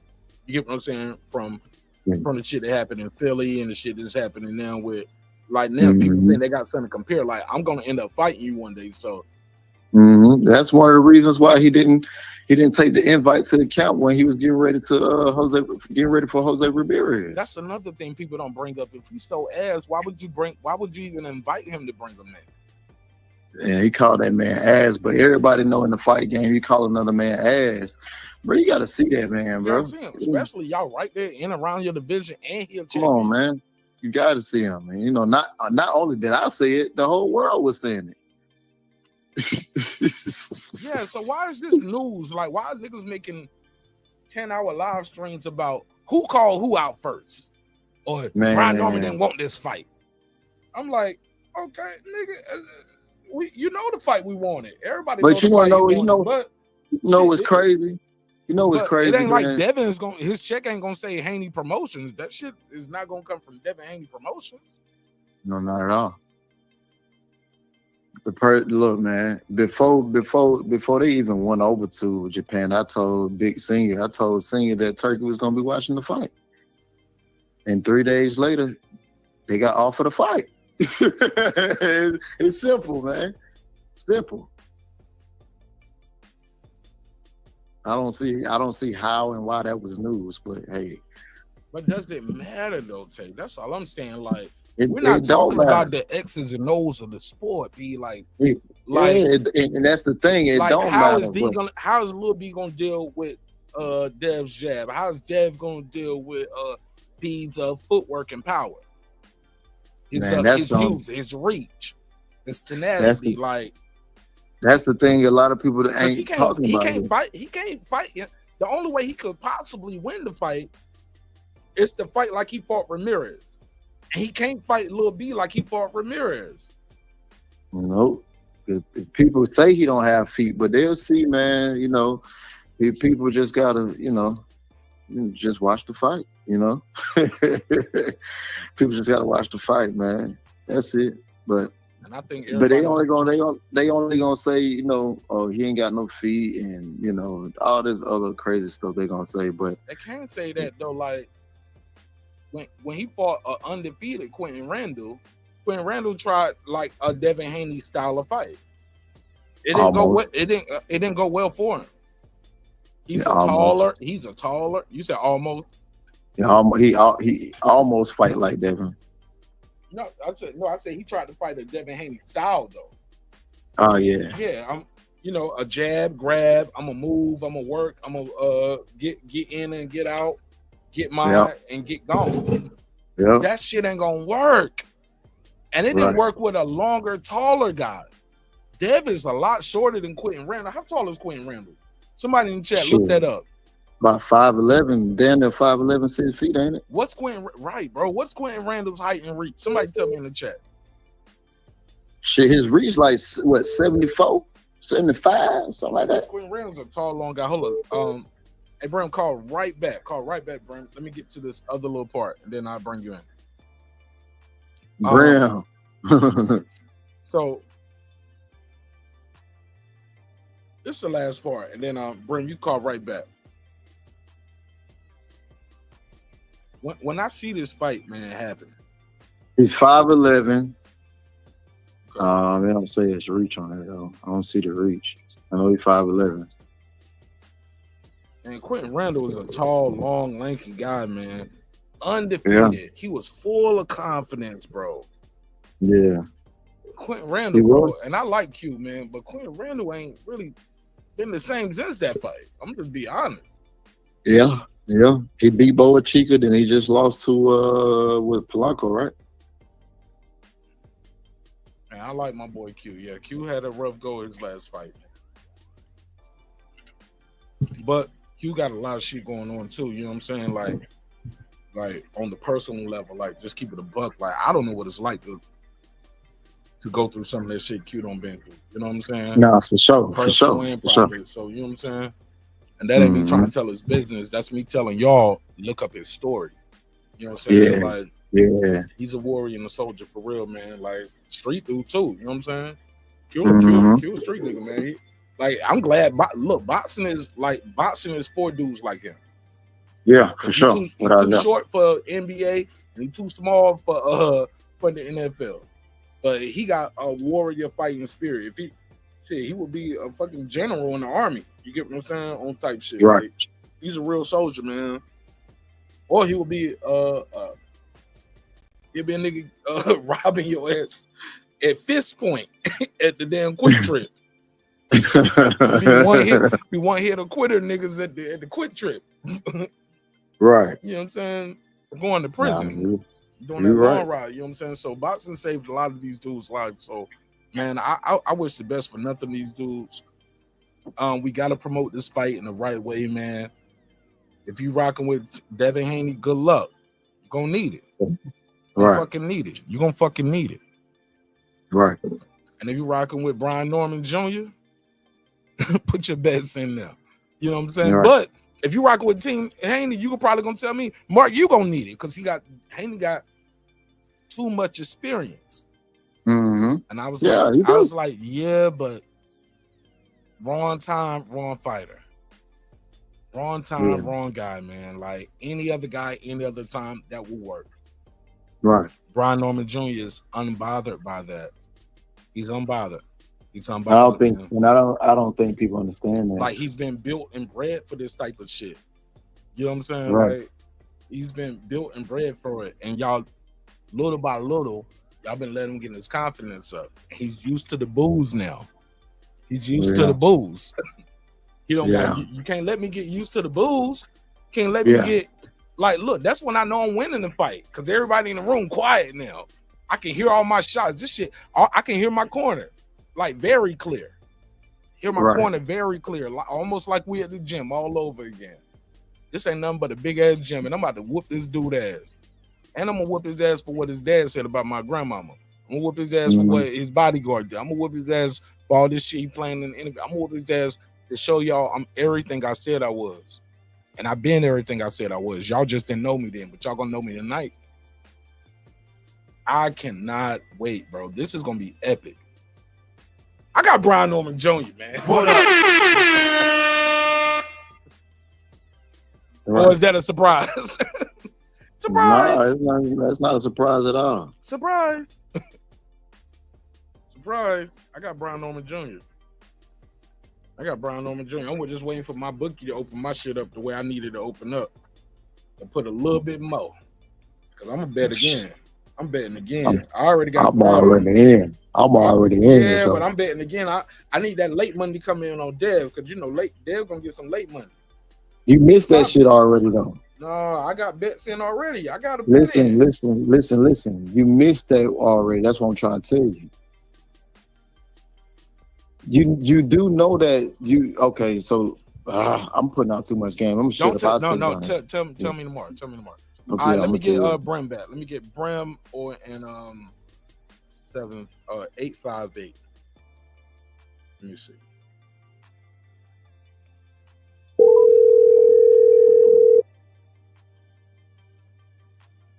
I'm gonna do my radio voice. Hello? Unbiased Brim Reaper, you're live on air with Mark Nash. Hello? Unbiased fan, Brim Reaper, you're live on air with Mark Nash. Oh, yeah. Is Tay still in the building? Yeah, Tay. I'm in the building. Hey, what's up, gentlemen? Bill Haney. Man, I'm at work just doing my 1-2s. Bill Haney told me last night that he thinks Norman Jr. is one-dimensional. I was like, oh, okay. Good luck. You don't need it if you think that, dog. Oh, that All right. dimension is destruction. It is one dimension. Destruction. FTF, fist through face. I wanted to just reiterate some of the things I was saying because some of the people who's on, just rooting for Haney or think Haney's gonna win, they be like, "Oh, you hate Devin Haney?" I'm like, "Yo, how can you tell me I'm hating Devin Haney when the first thing I'm gonna say is Devin Haney is moving in a way that has to be respected. A lot of these fighters ain't willing to do what he's doing right now. So win, lose, or draw, he is to be respected as a pugilist doing what he's doing because a lot of the fighters we want to do what he's doing. The bottom line, when he fought Loma, I picked him to beat Loma. I picked him to knock out Regis Prograis. I'm mad that he didn't, though, because that cost me a couple grand. But at the end of the day, I mean, I respect what Devin does in the ring. I just don't see this is the wrong time for him to be facing somebody that's going to come up the way Junior is coming up right now. I think he's going to, run into a freight train, It is all good. I don't think his career is over with if he loses this fight. I mean, he can't take a Jen Sasaki knockout, but, it's going to be a good fight as long as it lasts. That's how I feel. Bro, he will come back from that, too. Because people will say, well, that's Brian Norman Jr. That's what he do. But also, some people going to say, oh, well, he was still rattled from the Ryan shit. He never recovered. Like, he's going to have a way out, and his accomplishments that he's done before that will speak for itself, and what he does next will speak for itself. No matter no matter how he gets stopped. Like, you get what I'm saying? I got you, but that's all right. He'll be all right. That's the one thing that I don't want anybody to do, regardless of who was winning the fight, Devin or Norman Jr. Don't take no credit away from nobody in this, bro. Right. Because both of these guys are bringing elements to the fight that neither fighter has experienced. And that's why when people say, hey, well, can you point out a fight that Norman has done with the things that you think he's going to do to Devin?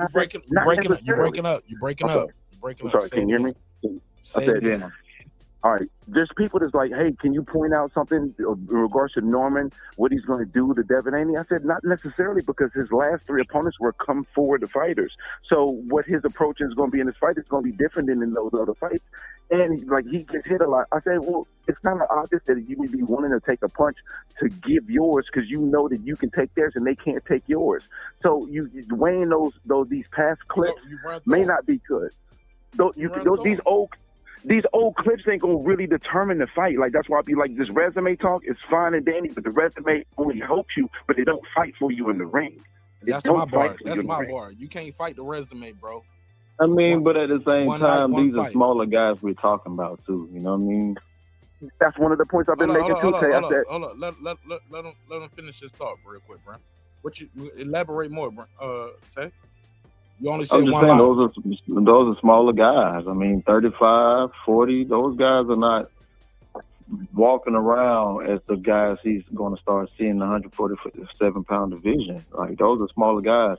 Great accomplishments, but those are smaller guys. It was guys against guys that he's always had the advantage for, too, as well. You know what I mean? That, you only find stuff out like that when when you getting ready to fight that person. You know what I'm saying? You're training the whole team looking for stuff, with the whole team looking at different compatibilities and things of that nature. You know what I mean? When you fighting guys coming up, and he did a hell of a fucking job, but those guys are smaller guys, very smaller guys if you see them in person, And I've seen him in the ring with a person who fight just like him, i.e. Richardson Hitchens. I've seen Lil B in the ring with him, so I know what I know. But you know what I'm saying? So, you know what I mean? But with that being said, you know what I mean? Those are smaller guys. He always had the advantage, taller, bigger, always had the longer reach. In this case, he doesn't. I've been saying that. In his mind, he think like, okay, wait, I ain't got to be tall and bigger, but we at least about the same size. Mm-hmm. Get what I'm saying? Yeah, I think Devin's taller. Hold on, because we can't have it both ways. I'll pass right to you, bro. Because we can't have it both ways. We can't say Devin's been a weight bully his whole career, and now he's fighting Brian Norman Jr., and we saying Brian Norman Jr. is too big. You know what I'm saying? No, No. he's not too big. He said he was small. No, he's your size. That's it. That's what we're saying. He's more about your size. Mm-hmm. Well, he's saying he's too small. You know what's funny about that? In regards to when he said he was too small, Junior was already close to his weight. Devin has to lose 20 plus pounds, so Devin might have been a little bigger at that time because Devin has not just came from a fight, and Junior just got through fighting a couple weeks before. Mm-hmm. Nah, Devin might be losing a little more than 20, bro. It's 25 plus, but I'm just no, bro. You ever seen Devin Haney in person? No. Bro, yeah, he a big dude, man. Devin Haney don't walk around at 167. I'll just say that. If he fighting at 147, he ain't walk around at 167. 168. Yeah, he's a big dude. Yeah, Devin Haney's like in the 70s, like low 80s, bro. Devin Haney might, when you see Devin Haney walk around, that motherfucker might look like 182 type shit. Yeah. He's a big dude. Like, he's one of the guys you be like, how the fuck was he ever making 135? If you am I tripping, Tay? No, you ain't tripping at all. You right on the money. They said the same thing about Antoine Russell. I saw one of the weekends I was out with Nonito and Rachel. So keep in mind, I'm hanging out with Nonito, who's all fight. So he's a bigger guy. You get what I'm saying? He's not walking around at 120 something. He's around 140 something. You get what I'm saying? He's around 140 something at the time. So to bump into Devin Haney, who fights at 135, and I'm with my dude right here, who I know is probably at best, even at the worst, Nonito could be what, 150 at best. At best. At best. You get what I'm saying? And that's him. And I don't even know if he weighed that much. Rachel probably listened like, no, motherfucker, we were, you know what I'm saying? But I'm just keeping it a buck. So I'm like, okay, he weighed 150. I'm just let's just cap him out at 150, 145, 147. You know what I'm saying? Because he's fighting at like 122, 126. You get what I'm saying? And the bump into Dev, who fights at 135 and standing beside him. I'm like, bro, that's the same thing with Earl, like bumping into Earl. Like, yo, nigga, you fighting Bud next week? I mean, in 2 weeks. Yeah, he was big as hell. But that's how it was when I first met Dev back in 2019. Look at that picture with me and EJ. His face starting to sink in, but a little bit, but it's starting to get more chisel. But nah, man, like these dudes, bro. Dev is cutting. That's why we saw that video of Dev training before Brian, and people start clowning about this the training footage. They was like, "Oh my God, who's the marketing person for this?" They told him this was the good idea to show him on the track doing the jump over thing. They was like, "Oh my God, he training for a track and field." Not about, bro. That was terrible marketing. Bill, holler at me. I can help you too, Bill. Like, God, that's not a good look. That's good for the opposition. Like that's terrible marketing and promotion. Bro, do you understand when that came out? I had people telling me, "Oh, Brian Norman over taking vacations while Haney working." I'm like, "Yo, cut it out, man. Stop it, man." Doing track and field workout. People don't understand. But it's a joke for the audience, like in this stage win when niggas are meme you, and not to mention you just after your fight. Turkey Allen, she came up with start talking about Tom and Jerry after your fight too, bro. It wasn't just William Skull that weekend. It was you too. You just won yours. Yeah. You know what I'm saying? Jerry scratched a little bit more, and then Shakur go in there and just dominate, like fight a whole different style. It ended his narrative. It's over. Maybe Devin is gonna feel the need to try to end that narrative about him. And if so, good luck. Surprise me. Let me see what you. Hey, look, it's like that scene from that movie with Chuck Norris, and the kid used to daydream about working with Chuck Norris. Then he started working with him for real. He had asthma and shit. And the motherfucker told him, he said, "I always wanted to see." Told Chuck Norris, because then the coach, the evil coach, that's how they made it. It's like a new Karate Kid they tried to make. That shit didn't stick. It was like, we're gonna do Karate Kid with a white guy. and it's gonna be Chuck Norris, and the kid at the end don't fight. The coaches fight. Man, I think it's called Sidekick. Man. It's one of the martial arts movies. Y'all know I do my martial arts and I love the movies too. Hey, that motherfucker said, I always wanted to see how good you really were. He was like, well, pay attention. You only gonna see it once. I said, let's go, Chuck Norris. And this is one of those times right here. We always want to see how good Brian Norman Jr. really was. We always want to see how good Devin Haney really is. Right. But pay attention, ladies and gentlemen. One night, one fight, and it's going to change somebody's life. Oh, for sure. Just like that. And it's going to be over. You'll see. You'll see. Yo, there's no fight talked about more than this fight outside of Canelo and Crawford, really. I mean, even though it's the co-main, the talk is main forever-ish, you know? About what? Like in regards to like the amount of fanfare and people talking about fights. No, Haney versus Norman Jr. is talked about more than any other fight except for Canelo and Crawford at this point. It's very, you know what I mean? It's a very intriguing matchup, bro. Absolutely, need more of it in boxing. And everybody keeps saying like Devin Haney didn't have to take this fight. I was like, well, who else can he fight to be a champion at 147? Who else he gonna fight? And it's a challenge.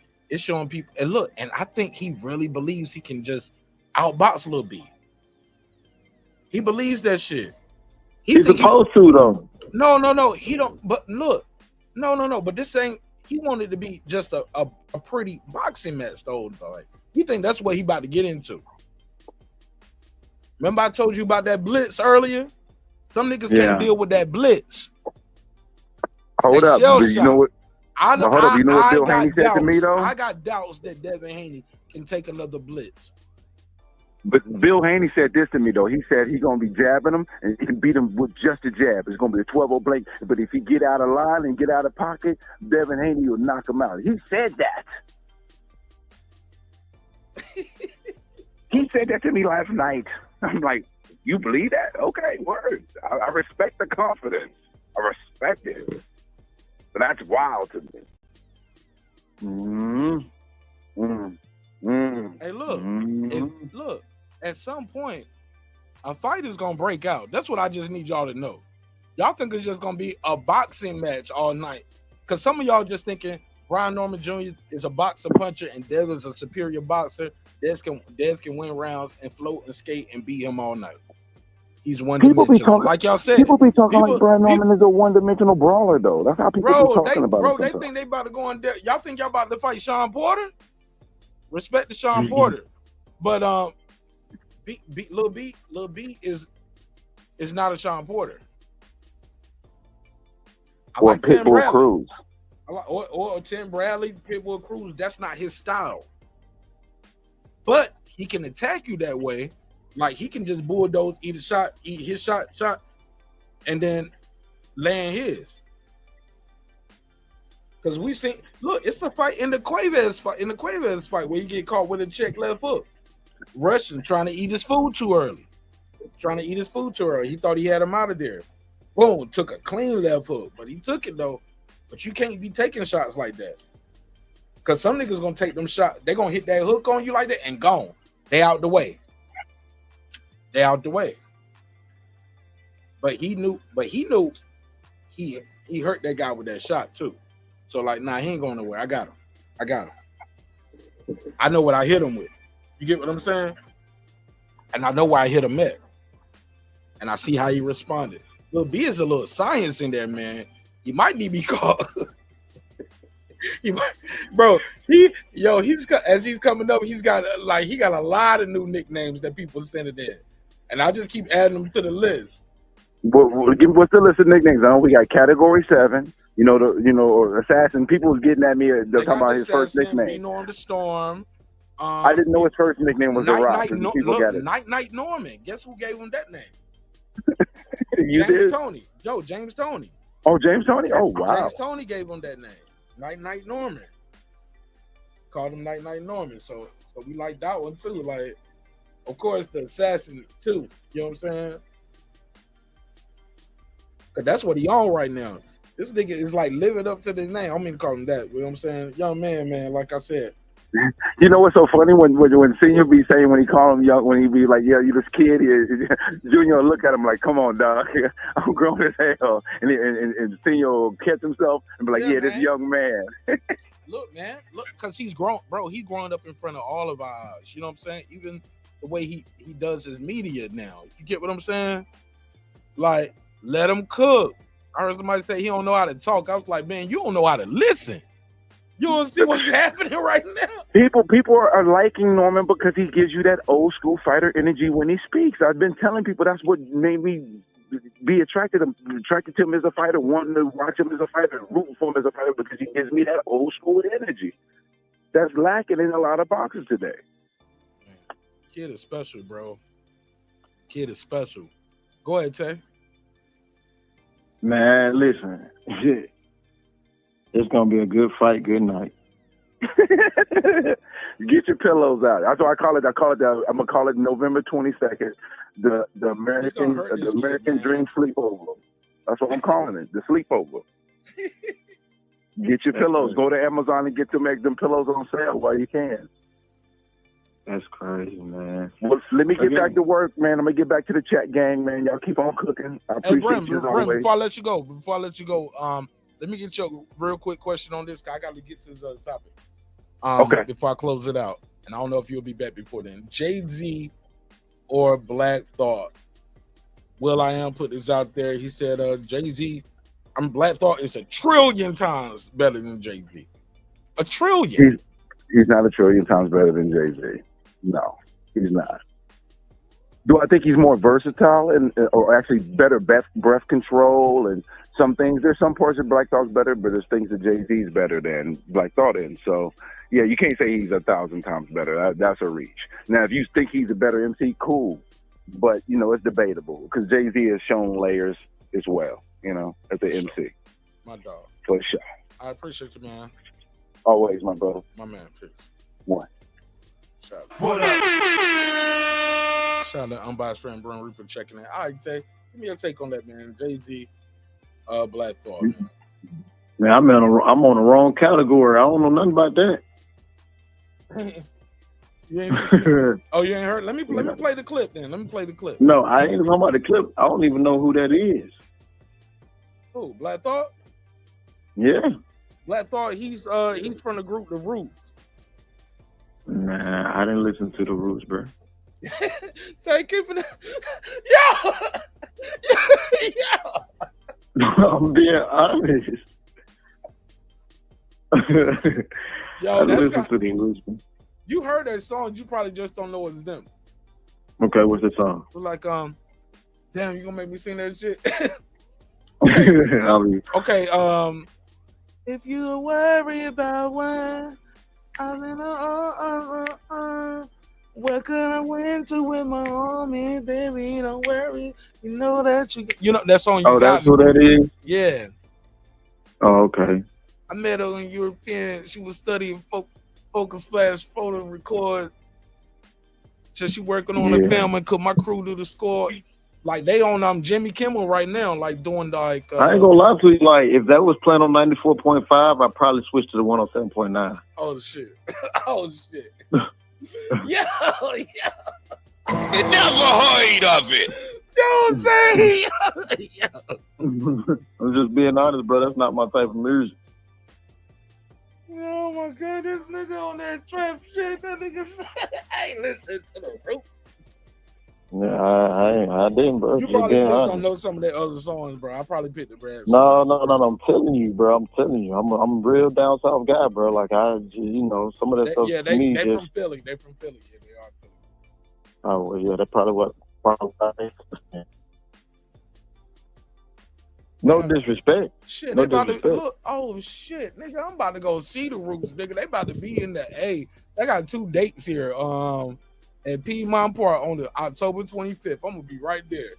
Oh shit. Late, go with me, late. We going to see The Roots, nigga. That drunk.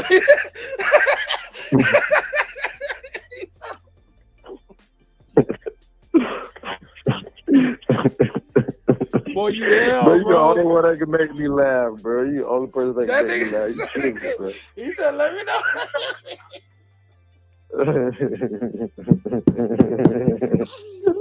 He said, nigga, I ain't going up there to watch some niggas with the Afro plated drones for 2 hours, nigga. Wow, let me know how it go, dog. I'm going, yo. Yeah, I'll be at the house. Yo, you ain't shit. All right, hey, look, Diddy suing this TV network and a lawyer for $100 million. He said they put out basically they said they had videos of him with other celebrities doing something nefarious with minors, if you know what I mean. Yeah. And Diddy's like, that shit is not true. $100 million, defamation. Y'all niggas lying on me. Y'all do not. That did not happen. And if you say you got that on tape, and I don't, and for me to sue you for $100 million, y'all had to ignore my shit. Y'all probably didn't think I was gonna push the button. Nah, my case over. $100 million. He got it. No, he's suing right now. This is the breaking news. But I thought it was videos of him. Not with no minors. Oh, with minors. Oh, yeah, okay. and he's saying you defaming me, saying I was with some kids. That's defamation. Diddy's like, now that's what we're not gonna do. You know what I'm saying? Hey, look, you gotta, I'm convicted of this. I thought that's why Justin Bieber is mad. Man, maybe look, that's am I wrong? No, hey, shit, you sound wrong like a motherfucker. Oh, okay. Shit, I don't know, but or unless Justin Bieber mad that people saying Diddy did something with him, because he I think his people did put out a statement saying, "Yo, y'all cut that shit out." Oh, okay. That's like Justin is walking alone out with his wife. They're going through problems. Is it because of Diddy? Put a case on it. Like they're doing all kind of weird shit. I don't know. I don't know. I just think a lot of people were real loose with the mouth because they thought he was done. Oh, he getting out? Hell yeah, Diddy ain't getting no life sentence. Diddy gonna be coming home one day. Sean Combs ain't getting no life sentence. He beat the most serious charges. The RICO, right? Yeah, they got him with the prostitution shit. Oh, how the prostitution? He ain't got sentenced yet. No, how long it'll take to do that? He got a hearing coming up, but peep this.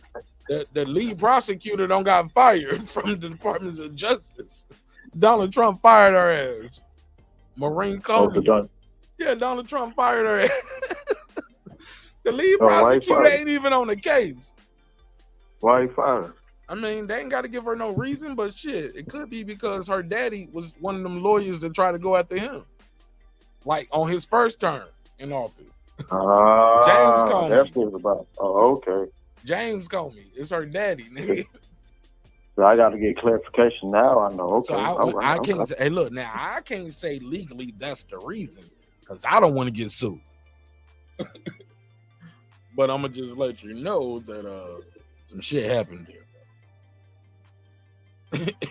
She is fired. She is not on the job. The lead prosecutor who's supposed to be up there arguing with you about the case to give you the most time that you're supposed to ever get. They supposed to be going for the max. Donald Trump said, man, go home, ho. Respectfully. Go home. I don't like you or your daddy. And when they talked to him about the Diddy case, talking about you, he didn't say no, but he said it's going to be hard to do. Diddy's team is committed to working with Donald Trump. Get the fuck out of my place. Wow. That's crazy. And now he's suing a media company too for $100 million. Like while he's in jail facing prison time, whatever they got going on, they got a case. They got something. Because homie is confident, and whoever's you don't get no Better Call Saul lawyer to file no $100 million lawsuit against a $1 billion corporation. This company, from what I was saying, is anywhere between $4 and $7 billion, possibly. Maybe. Oh Lord, how much? He sold for $100 million. Like, I just want my 100. I'm gonna get some money then. Yeah, they got the money. That's crazy. And I will play the clip, but I don't want to be liable. But that's no. So that's how you gotta report stories like this. You put yourself in the mix. Nigga. I'm not playing. Yeah, don't get into that, man. Yeah, I ain't gonna play it. I'm just telling you that's the summary. What's your take on it? You think you're gonna get his 100 million? You saying they said they got video of him messing with kids and doing all that kind of stuff. It was him and other celebrities. They was all drunk and high D. Was like, that's a lie. Bro, listen. That shit never happened. And at this point, I'm thinking he's like, show the shit. Like, I ain't got nothing else to lose. Everybody else gonna see me with videos of fucking.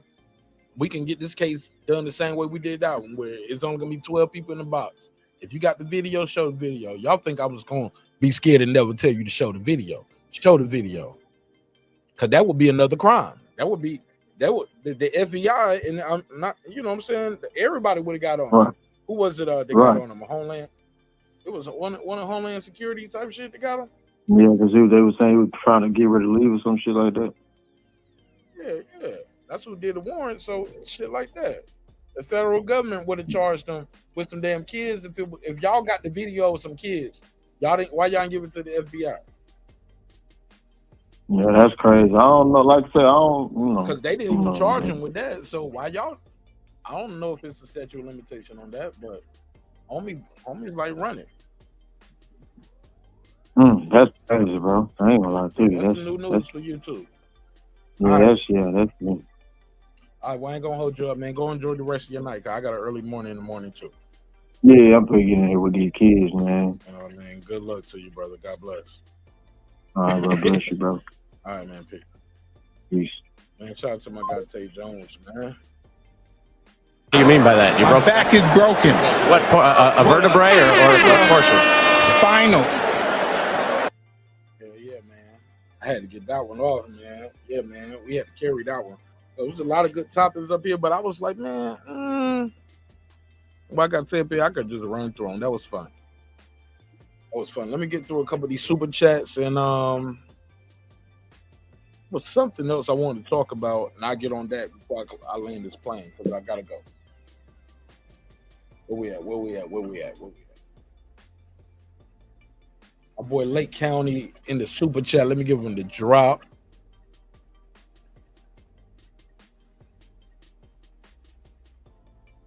I got a 10, a fucking 10.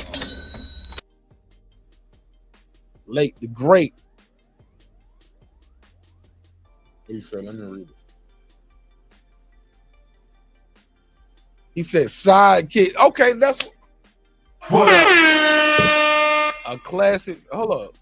Classic Joe Pescopo. Was the evil trainer. That's what his name was, Joe Pescopo. A comedian who came up on the Saturday Night Live that took steroids. Damn. He said that's why he was so deaf. Late.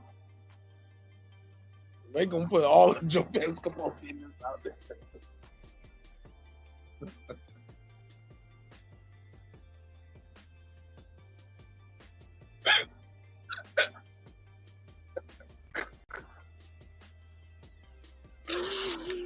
Yo, Late, you did not have to put all that nigga business out there like that in a super chat.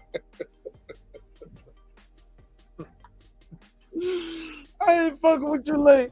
He said Joe Pescopo was the evil comedian who later came on Saturday Night Live, took steroids.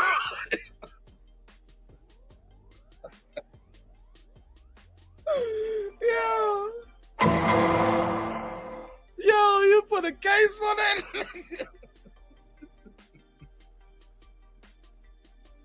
That's fucked up. You said that's why he was so jacked. R.I.P. to Jonathan Brandis, the kid. Oh man, R.I.P. He on the live this stuff. Yeah, I remember hearing about that. Late. And then you put all of that in the same comment, bro. Rest in peace. Yo. I couldn't talk with you, Late. I don't want you to know nothing about me. No more. You gonna put that shit all in a $10 super chat one day was mine. Damn, late. You gonna put all of that? Yo. I'm sorry, man. Rest in peace, but like you ain't shit for that. Homie put all that shit in one super chat. He said, Side Gets, a classic film by Joe Pescopo. He was an evil villain. Later went to Saturday Night Live, started taking that dope.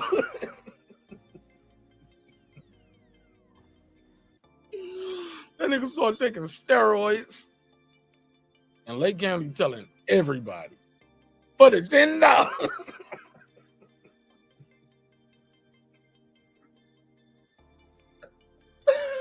You my nigga Lake. We call this here a 10, a 10, a 10, a fucking 10. I'm laughing so hard right now. That shit too funny. Okay. Hero said, Lake, I love that movie. Lance said, do something. What he say? He said, do something more humble like bellhop.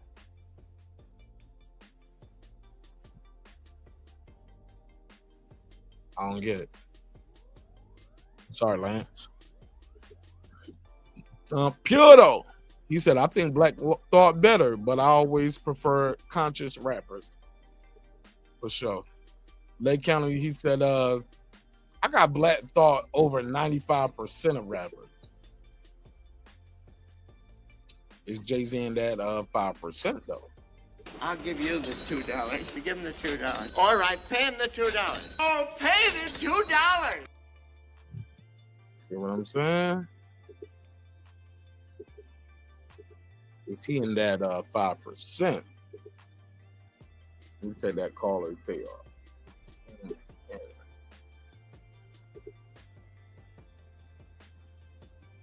Mm-hmm.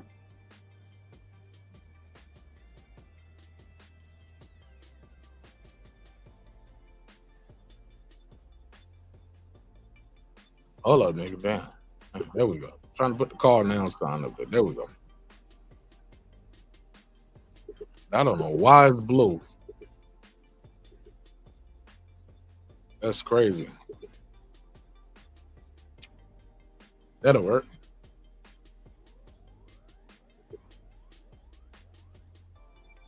All right, where we at? Shout out to Foodie. What up, though? Yo, Late, this shit is funny. I'm saving that. I need to bookmark this. I need to bookmark that. That ain't gonna put my whole shit in super chat. Black Thought, but the thing is with will.i.am, he said he was better than. He said he was 1,000,000,000% better than JAYZ. 1,000,000,000,000, bro. I don't think JAYZ is 1,000,000,000. Nobody's 1,000,000,000% better than JAYZ. 1,000,000,000,000, bro. 1,000,000,000,000. Come on, bro. Now we reaching for headlines, G. We reaching for headlines, homie. 1,000,000,000% better than Ho.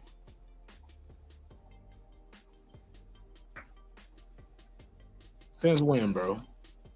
Anybody.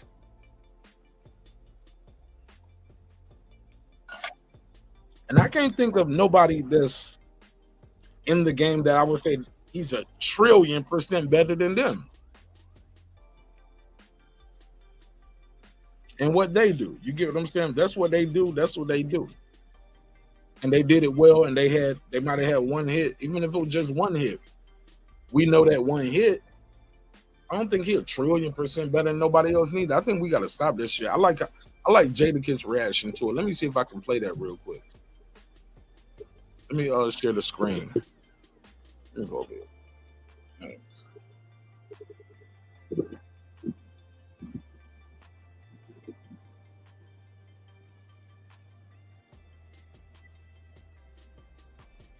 On the short version. Hero, what up? What up, man? Why ain't you dropping the link, bruh? Shit, I'm trying to get up out of here, man. You know, I got a kindergartner now, too. Yeah, I got a first grader now myself. See that Goes in on Thursday. See, that shit changes everything, bro. Yeah, I know, man. I was like literally waiting for the link, bro. You know me, I don't like to call in. Man, I love the call-ins. The call-ins be dope for me. No, I like the callers too. I just me personally, I rather click the link. What's the difference? That's just me. I don't know. There is one. To be honest, there is one. You said it isn't one, huh? You still on the phone? I don't know, but it ain't like you gonna be cameraed up anyway, right? So shit, it don't matter. All they hear is your voice anyway. Nah. Well, I don't know why people want to see other men's faces, but it is what it is, man. YouTube be goofy sometimes. No, it's TV. Sometimes it ain't on YouTube for you. It's TV for somebody else. You know what I'm saying? I hear you, but that's why some people like literally like me doing this short screen because they like I watch you on the TV. Mm-hmm. I want you to fill up the screen. Yeah, I don't like the short screen either, but like respectfully to all the content creators out there, like all y'all is ugly to me. So like that's just me. And I'm uglier, so but people want to see how ugly you are so they can type jokes in the chat. Especially especially when we talk about boxing, like it's a lot of Dan Raphael built ass niggas out here like talking crazy about these boxers. You know what I'm saying? I'm like, homie, you like 25, 30. You get what I'm saying? But you built like like that, and you talking crazy about these professional athletes, man. Like you should be quiet. You get what I'm saying? Yeah, the only thing you box is cookies. Okay. I get you. Okay. I like it. I get it. I give you a point. I'll give you a point. I get it. But yeah, man, you haven't been on for a minute, man. Everything good, man? Family's good? I mean, if something was bad, I wouldn't tell you on the live stream right now. Like, what's up? I mean, yeah, I understand that. But I mean, obviously nothing super bad. But yeah, I got you, man. Just saying what up, bro, to the homies. I guess we as homies as it lives in my head. I don't know. It's all good. Yeah, because you got my number. You if you really was concerned, you could have called me, not asked me on the live stream. Yeah, that's getting played out, Mark. I mean, that's what you did, though. I mean, we having a conversation. Yeah, sure. Well, I mean, trying to keep your channel popping, bro. If we just talking on the phone, bro, channel don't pop. Clearly, I don't care that much. You're one of the content creators I still support, So. Clearly, I don't care that much where I'm like gonna lose my mind about it. Because some people make content about everything. This is me. I just broke my arm. Everybody, look. Hey, this person was racist towards me. Hey, I just got out of jail. Everybody, hey man, a little down on my luck. Hey, I just went to the dentist. Hey, I'm going to get some lipo. Everybody want to make content about everything. My daughter's first day of school. Look. Yep, drop a boy super chat. Yeah, man. Like, we need. Hey, I need your help getting these uniforms. Nah, my nigga. Like, right? Nah, everything ain't got to be content, and sometimes you just gotta, do your life, live your life, and if people fuck with you, they'll call you. They ask you what's good, and on y'all will talk. Everybody else knew where I was at, who called me and checked on me. The people that sent me the bell. Factual facts. I've never been a phone guy, so I apologize. Yeah, the people that sent me the bell, you know what I'm saying? Shout out to the niggas to help me down when I need that bell. You heard? Hey, man. Psych.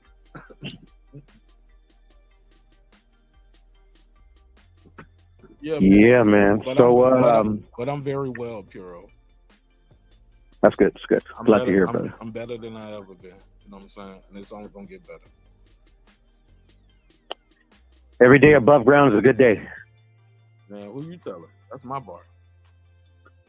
I actually stole it from that's from a movie. Scarface. There it goes. I said it on the album. On my ebook. Oh, is that on the album too? Well, there you go. Great minds think alike, bruh. Speaking of great minds think alike. Speaking of which, man, yes, sir. You got anything you want to say about this boxing shit? Because if not, I'm gonna play this record because I've been working on some music, Puro, too. This shit hard. Yeah, I remember you were doing that too. Yeah, for sure. Well, let's talk a little bit about the other topics you had that you haven't talked about. What's the controversy? Because it's just a controversy. I did it already. What's the topic I ain't talk about? Oh, Well, JAYZ. because you put JAYZ Black Thought, then comma controversy. That's the debate. I just picked a different word other than debate. Because people are debating that JAYZ. The controversy is JAYZ say the same thing all the time, but also people were saying, "Oh, this is the controversy too." Jadakiss makes it seems like Black Thought isn't qualified to speak on it. So that was the little controversy right there. People was like the way Jadakiss carried just a run-on sentence, you know that. I put a comma. Yeah, I know. It's literally all the topics are like one big run-on sentence. That's what confused me. But I apologize. Yeah, man. I've been doing it for about 5 years, man. Breaking beats. Cool. So Trump and the GOP failing. Okay, that's the one I did. Oh man, did you not hear what Lauren Loomer and Marjorie Taylor Greene are going at it, man? Like Marjorie Taylor Greene is upset about this. Yeah, that shit's hilarious. Lauren Loomer roasted her ass. She was like, "Bitch, you be taking cock in the mouth."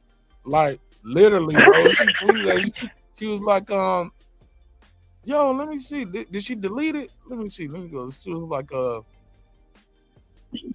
oh yeah, I got one bad. She was like, yo, she tore up her whole, yo, she started airing her ass out. I was like, yo. She was like, she said completely on hand. She was like, yeah, this bitch take cock in the mouth, yo. She was like, hold up. What did she say? Is she going in? Let me see Marjorie Taylor. For Congress. She did not win her race, but I'm going to tell you about one right now. And her name is Laura Loomer. Laura Loomer, who is my friend, and I will proudly defend her, is a Jewish American woman. She ran for Congress this last cycle down in Florida. In President Trump's district, where Mar-a-Lago is, President Trump voted for her for Congress. She did not win her race, but she has been censored and banned for 2 years. 2 years now. Oh, this is her. Oh, they trying to find an old clip from her. Oh yeah, but yeah, you was her friend then, but shit. But the lady can change. Like I hate when people do shit like that. Like let's say a nigga put a clip up of somebody I don't rock with from something I said in 2022 or 2021. Like, hey, support such and such. This is a good person. Da da da. Maybe I found out you was a fuck nigga in 2023, and I don't fuck with you no more. It happens. You feel me, Puro?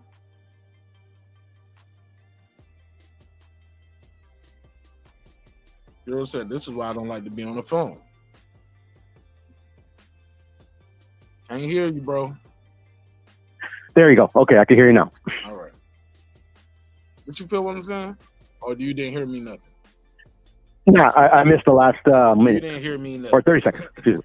But basically... the last thing you said. Yeah, go ahead. Sorry. But the problem is, like, people will put a clip up of you saying something good about somebody in 2021 or 2022. But it's 2025. I don't fuck with you, and I ain't been fucking with you since 2023. Like, that don't mean nothing because I said good things about you in 2021. Back then, I thought you was a good person. I know you're a fuck boy now, or you're a hater, or you know what I'm saying? You weak-minded, emotionally, mentally weak ass nigga. Like I don't fuck with you no more. It happens. You grow, you learn. You grow and learn from other people. You grow and learn from just being a father, or you know what I'm saying, being a parent, being a husband, being a leader. You learn a lot in 3 or 4 years. Yes, sir. But you can't just play. Or in her case, you know, she's a professional dick sucker now. Yeah, or vice versa. Yeah, man, she was like, hold up.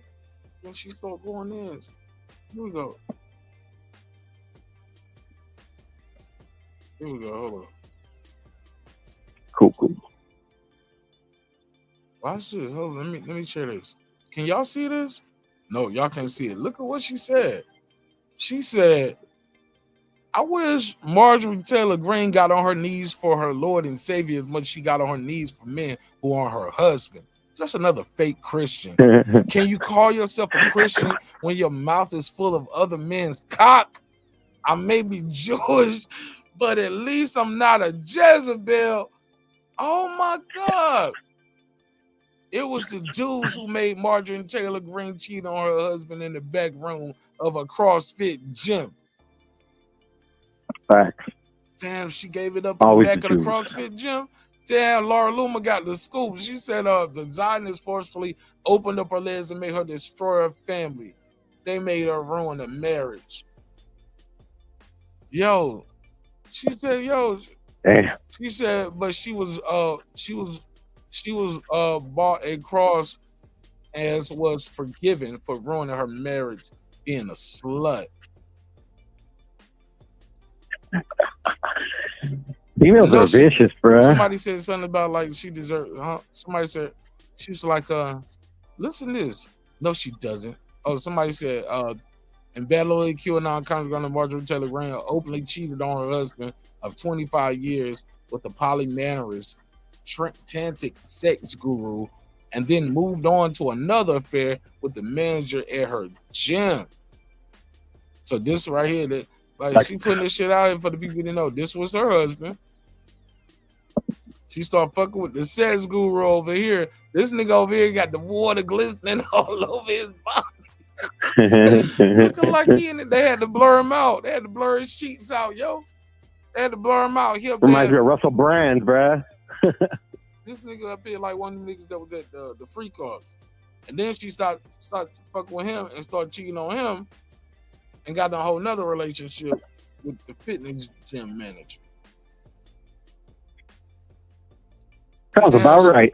Damn, she airing her out. She's like, no, she doesn't. She was trying to relive her youth because she ruined her marriage being a skank. Trump wouldn't endorse her Senate run either. So she was chosen to welcome in menopause with neo-Nazis and Trump hatred. Oh, man, yo, the GOP beefing. You down with GOP? Nah, you don't know me, bruh. Oh, my God. Yeah, this has been going on, man, over the last 24 hours, man. I'm trying to go backwards in timeline and listen to her. She's going to respond to it.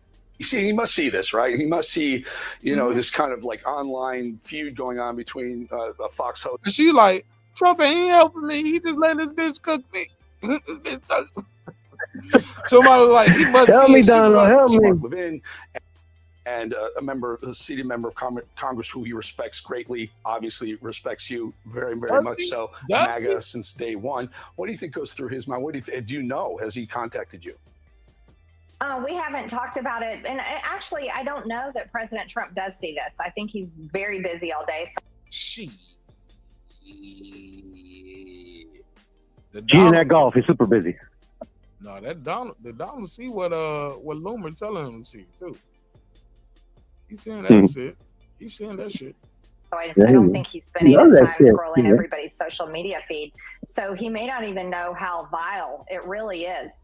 And I would even go further. Laura Loomer is another one that has relentless attacked me. Many other America First Republicans like Matt Gaetz and many other members of Congress. As a matter of fact, the only people she attacks are Republicans. And Laura Loomer touts herself as basically testing everyone for loyalty. But the truth about Laura Loomer is she scrapes up information and then she twists it and manipulates her stories to basically be the same manuscripted information like MSNBC does. And so she's like an attack dog, but she's been attacking me because I'm calling for AIPAC to be registered as a foreign agent and foreign lobbyist.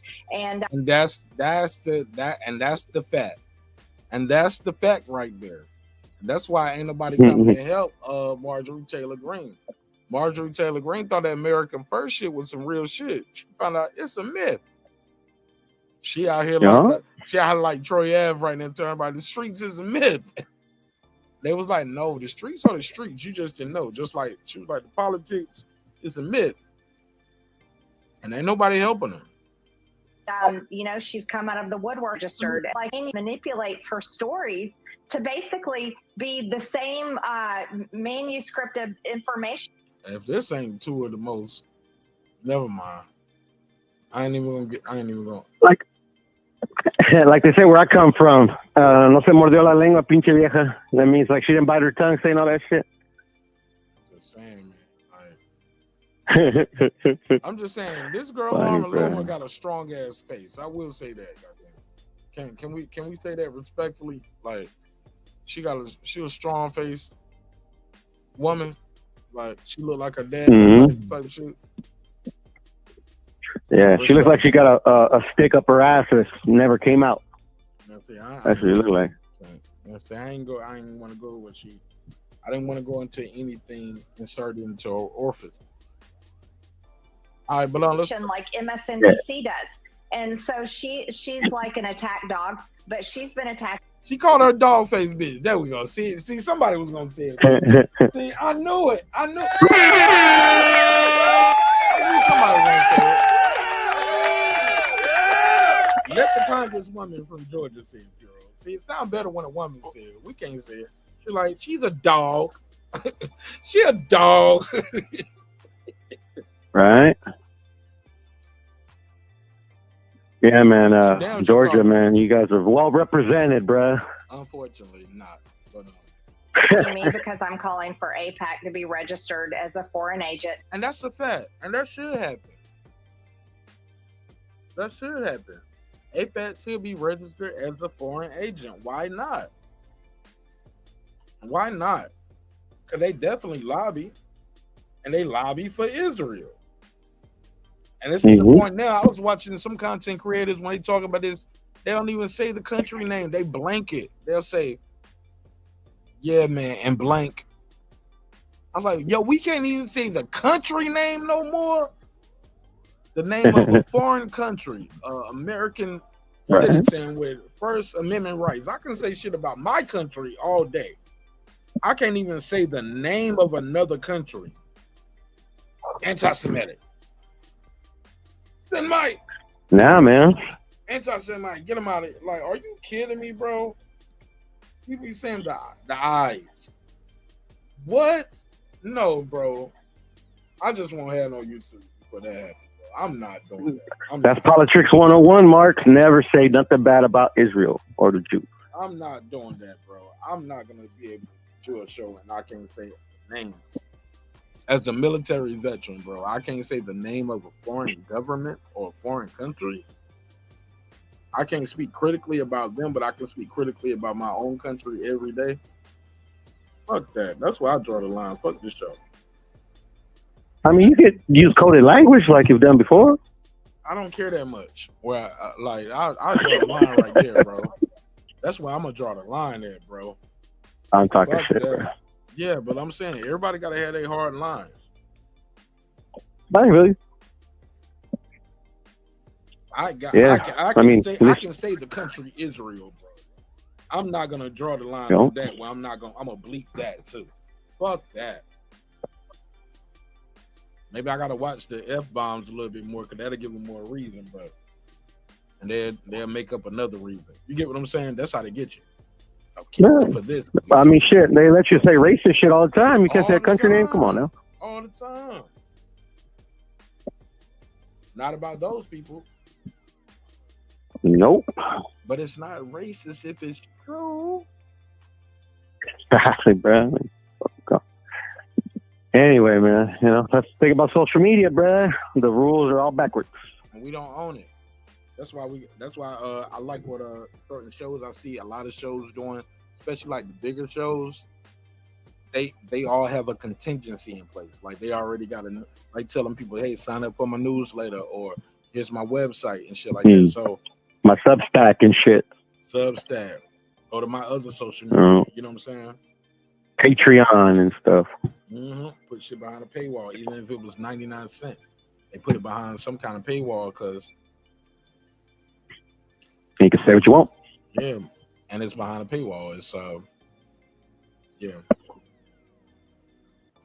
But that's it, man. American hypocrisy on full display. man. Hold on. They go back and forth a little bit more. Hold on. Foreign lobbyist. And, she's come out of the woodwork on that as well. So. And look, but she's right, though. Look, I don't like Marjorie Taylor Greene for a lot of her politics. But she's right. APEC should be registered as a foreign agency. But more importantly, we need to get money out of politics, period. And congressmen and senators shouldn't be able to bet on stocks that they own committees of. Facts. Like, that shit is insider trading, bro. And everybody knows it. And it's like open in our face. Even with, I think more Americans should know that the people that vote against y'all not getting free health care for life get free health care for life. Yeah, man. People don't know that. These senators, they get the best health care for the rest of their life for free. Incentives, bruh. That's why they do what they do, bruh. Look at ICE, bruh. Like ICE is recruiting motherfuckers by giving a $50,000 signing bonus, and all your student loans were paid. Every single penny. Hold on, say that again. Hold on. Crazy work. I was saying, like, ICE is recruiting by offering new recruits $50,000 signing bonus, and they forgive all your student loans, every single dime. 50,000. $50K, bruh. What's the website? www.gofuckthemselves.org, I guess. I'm fucking with you. That's a little joke. No, it's a live show. I know some people got that joke. They like that. Nah, Mark, man. I know, man. I know. But damn, man. I just brought it up because it's relevant, It's relevant. That's crazy. Mm-hmm. That's crazy. Yeah, man. So they got Superman joining up and shit, bruh. Like literally, his grandparents were put in concentration camps. He joined ICE to put more people in concentration camps. Who? Grandparents are going crazy. Superman? What's Superman? Dean Cain.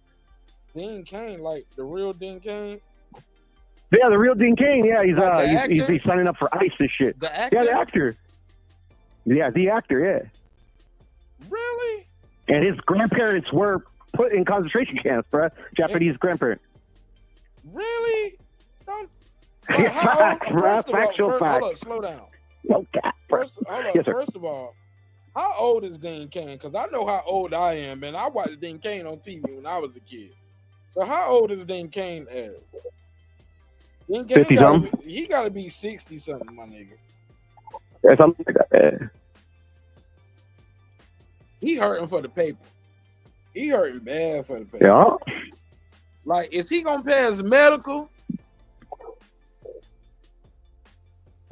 Cause when you he just wants a nice stick to brown folks, bro. Cause when you old as Dean Cain, everything is kryptonite, nigga. Like when you old as that, everything is kryptonite, nigga. The steps, if it's a loose rail, could be your kryptonite today. He's an old ass nigga, man. Like he trying to put some people in some damn cuffs. Like pray for Dean Cain. The things we do for the paper, I mean. Is it surprising though? I don't know if you remember an episode of A Different World where he played like a racist. He's talking about like how black people are lazy and they, he played that character. He played it well. They spray painted on Ron's car or something, but they couldn't prove it, right? Wasn't he on that episode? Yeah. And everybody had a different version of the story type shit. Yeah. Yeah. Art imitating life, as they say. So you think he played too many bad roles? Because he played a couple bad guys. He played another role too. I think he was in that movie. Wasn't he that movie with Denzel and Sanaa Lathan? He was beating on the wife.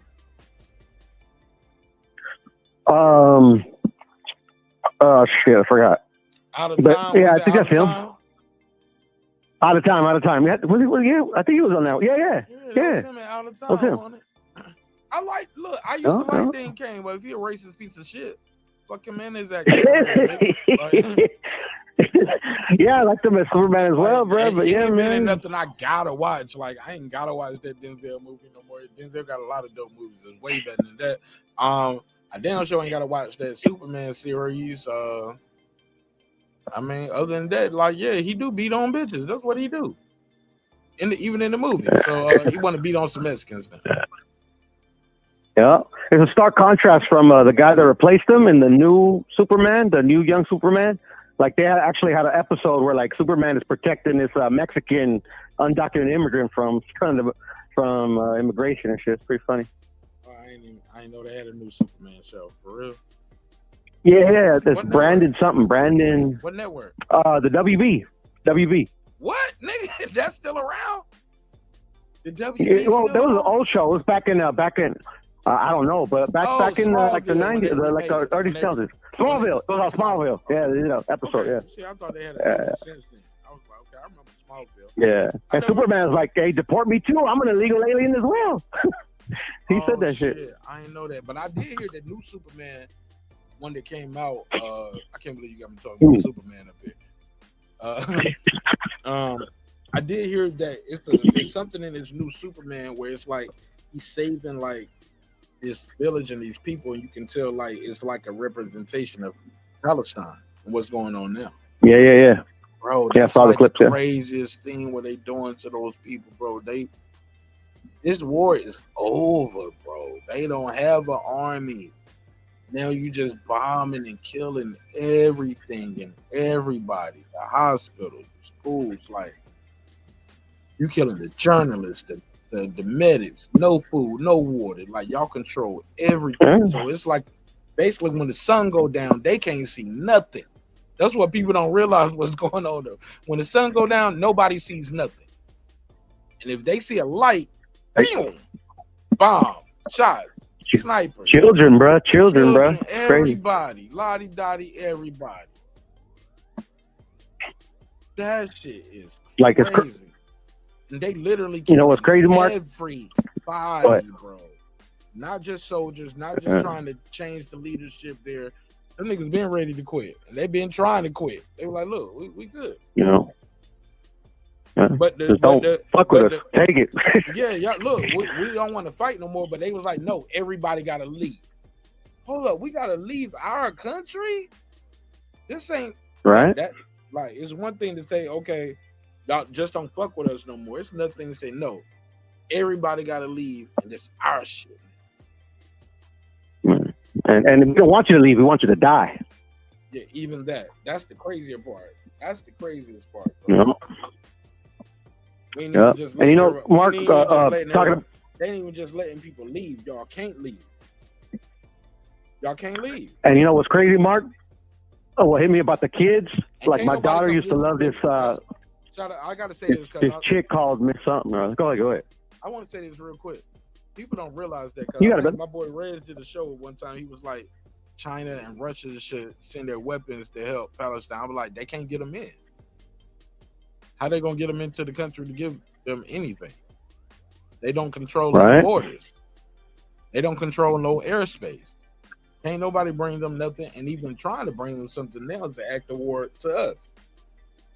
Like it's fucked up, bro. It's fucked up. No, it's crazy, man. The only cool thing about this shit, when you travel around the world and you black, people know you ain't got nothing to do with that shit. They were like, "Oh, black man. Oh yeah, you cool. You ain't got nothing to do with that."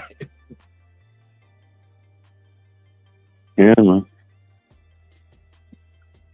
You know what's crazy? What I was trying to say, Mark. What hit me about the kids? It was like this YouTube interview I saw about this one lady. I forgot her name. Miss.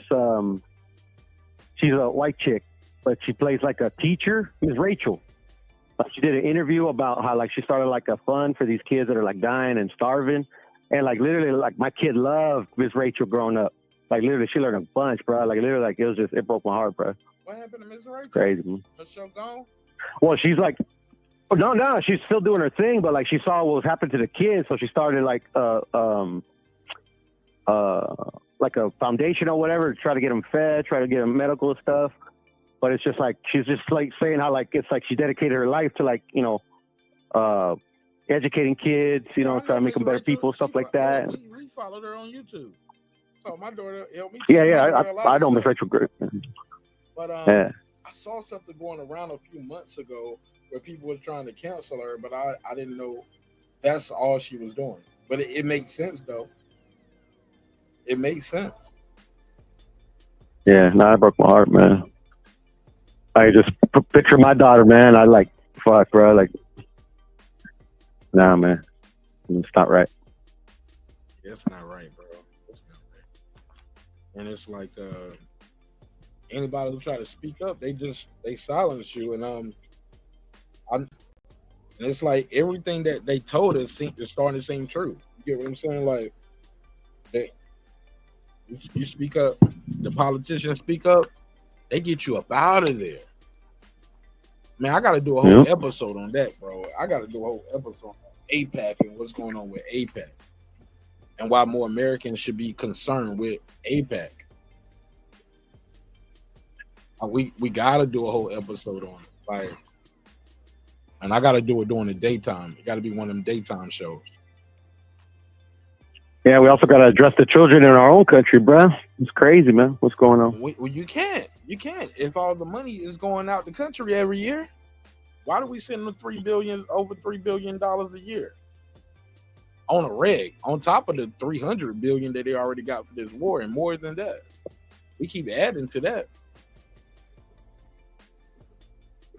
Yeah. 3, 13, 15, 20, 30.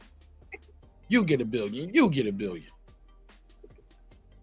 Why do we have to get like and Oprah? we were sending them money like this before this war broke out. Why are we sending them money every year? Why does every new congresswoman and senator have to take a trip to AIPAC? I mean, a trip to Israel. Matt Gaetz told a story recently where he was talking about when he was supposed to be on a trip somewhere else with everybody else, like taking a little tour, but he just deviated from it. It was like, nah, I'm gonna go back to my room. He ain't go with everybody else. Popped up, there's somebody in his room. What you doing in my room? It was like, I'm up here taking inventory. He was like, inventory? He was like, all right, well, can you come back later and do that? Like what's, because he noticed like the guy didn't have a clipboard or nothing with him. How you taking inventory? You just seem a little suspicious, and you just in my room randomly taking inventory during my stay. Like, y'all should have did y'all inventory. And this ain't no cheap hotel. You know, they got the congressman and women. You said the name of the hotel and everything. I forgot, though, but it's some fly shit. The Watergate Hotel. Shit like that. Might as well be. And think about it. That could be them running little plays, like bugging the room, but also bugging the room for the shit you gonna take with you, like your shit, like your Walkman, putting a bug in the heel of your shoe or your walk, you know what I'm saying, or your belt, or like, you know what I'm saying. And we gonna even the state type shit. The Will Smith movie, remember that movie? Yeah, we bugging shit you gonna take with you, not just shit. We ain't just bugging the room. We already got that bug. We need to bug your clothes that you gonna wear later. Yup, your only suit. Hear you over here. Hear what you saying later. Hear what, like, look, put a bug in some shit you gonna take back home with you. Oh, this dumb nigga brought his car keys. Put a bug in here. Yeah, man. It's crazy how movies is like playing out in real life, bro. Like I remember a movie called The Siege with Denzel Washington. It's crazy. That's a good one. That one and the yeah, it's literally like Jesus. But anyway. Now I'll say that one and that one movie you was talking about with Denzel Washington. I mean with Will Smith. Will Smith, Enemy of the State, yeah. Enemy of the State, both of those are good movies where they was talking about like people just bugging your shit. So it's just, but then you'll see a state Ted Cruz interview when he was like, yeah, they spy on us. It's cool. What? Oh, they were our allies. Yeah, man. Or literally The Siege, where they got the military in U.S. cities, bro. It's nuts, bro. Yeah, man. So, yeah, we got to do a whole episode on that shit, bro. Because that is crazy. It's like mainstream media any other time they will be covering the crisis in another country, telling us, oh man, we gotta go save the babies. Over here, what babies? Epstein. Like, yeah, okay. Epstein, right. Yeah, we can talk about that, but what about it's a hoax? Yeah, it's a hoax. But we ain't spending that much money on that. We spending money on this other shit. Why we can't talk about what's happening in Ukraine and what's happening over there? Because that's where our money going. Mm-hmm. It's also going to a ballroom at the White House and alligator Alcatraz. Billions and billions and billions and billions and billions of our dollars are going towards shit that most of us are like, we don't want nothing to do with that.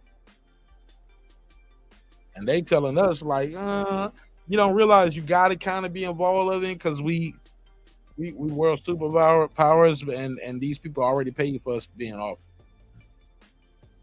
We was already. And we vote these people in, bro. We bought these people in. These people bought us already. Yeah.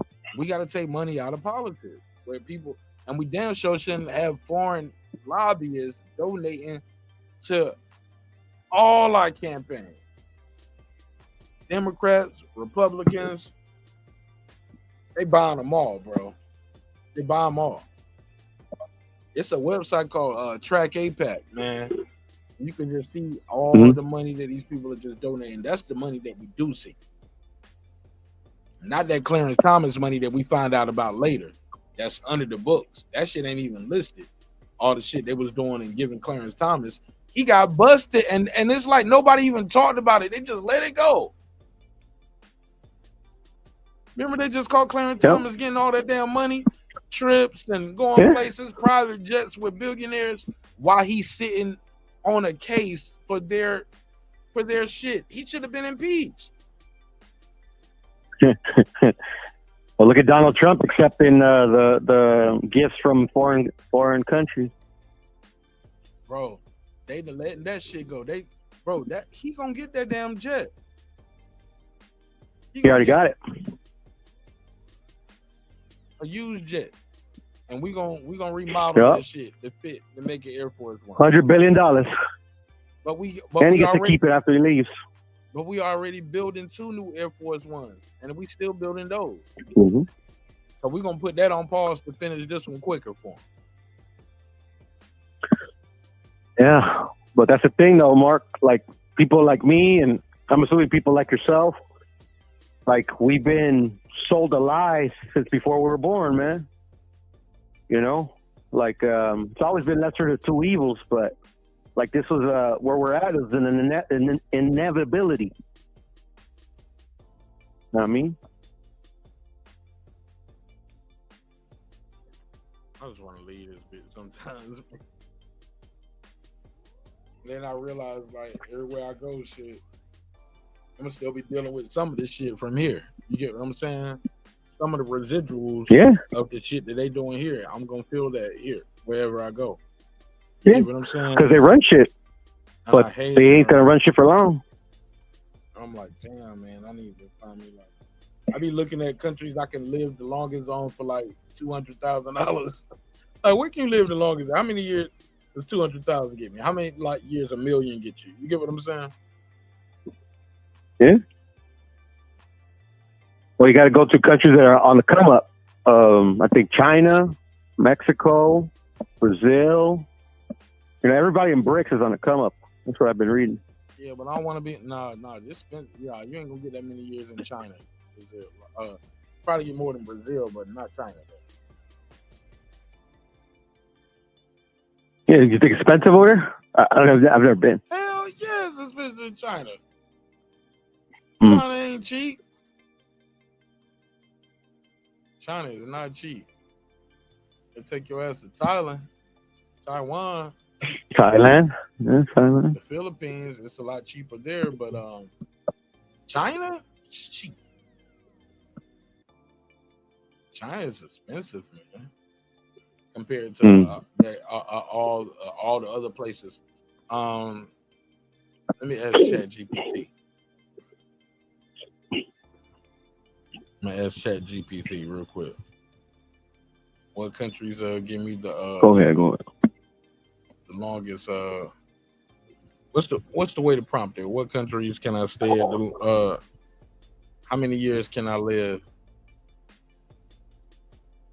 Cost of living. Like, what countries have the lowest cost of living? Lowest cost of living for how many years? How many years you think you're gonna live? 20, for the next 20 years or something like that.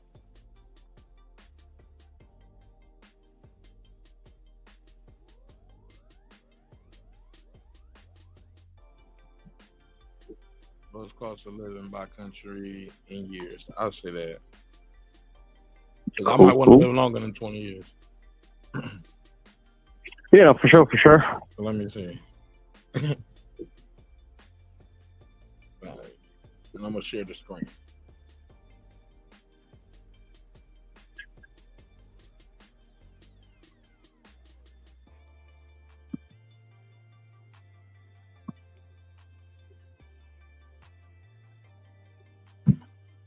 Got it. Wait, it is.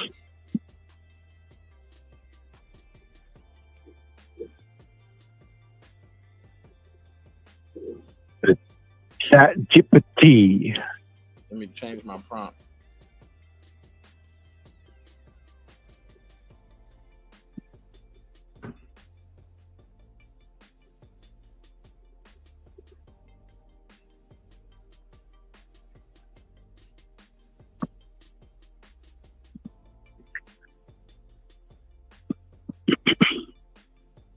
I love ChatGPT. You know, they make you little graphs and everything. I was looking up something about how to hook up some equipment in the studio, and that chick told me how to do like you want me to make you a diagram. I was like, bitch, you better. It's cool, but I don't like people like literally like getting like all the information from it, because it gets it literally gets every information, the bad and the good. So like, you know, it doesn't replace education, you know, or like actually looking it up for yourself. Yeah. You still gotta go to school. Yeah. Gotta go to school. Definitely gotta do that. Damn, man. Or like my mother taught me, question everything, you know, within reason, you know, like literally like if something don't make sense, like find out why.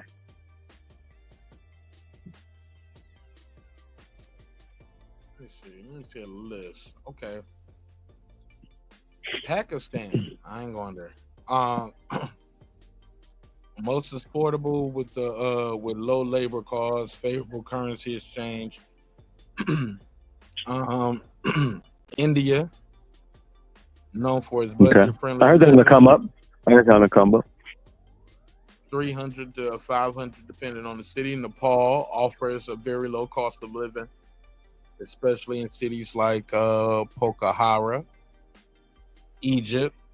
Egypt too close to Israel. I don't want no smoke. I'm trying to get away from that. Right. Yeah. And India has a bit of political instability too, because they beat up with Pakistan. You know, but they've been doing that for years. So. Yeah, but they ain't going too crazy like that. They ain't bombing like, but they got But they got nukes too though, so people leave them alone. Yeah. So like, but you just gotta like keep that in the back of your mind, you know. Yeah, I want to have me a little island I go to, but most little islands they got some kind of superpower over them anyway. You know what I'm saying? Wish I could just find me a little island just to go away, but I'm like, damn, man. Malaysia, Fiji. Thailand, shit, man. Fiji gonna be underwater by the ripples of the bombs they gonna be dropping. Shit. What about the happy places? Like when they do like the happiest places to live, like Norway and stuff. Like, are they expensive? They are. They're a little more expensive, but I need to look at some of these white countries. Don't leave them alone. Switzerland. You go to Switzerland. Just have to bite the bullet. Damn, man. I wanted to go to Canada. I really want to go up there to Canada. Canada's not a bad place to go. My cousins went to Canada. It was a long time ago.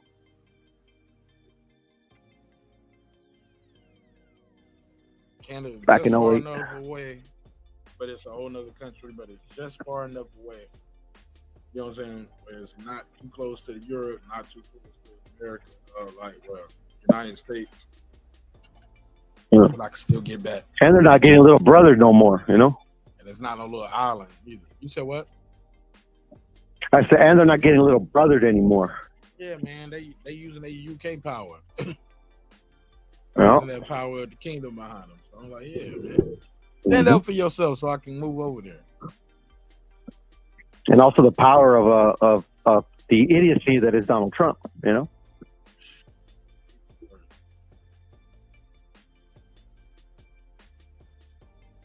Lake County said I gotta look up the conversion rate of currency.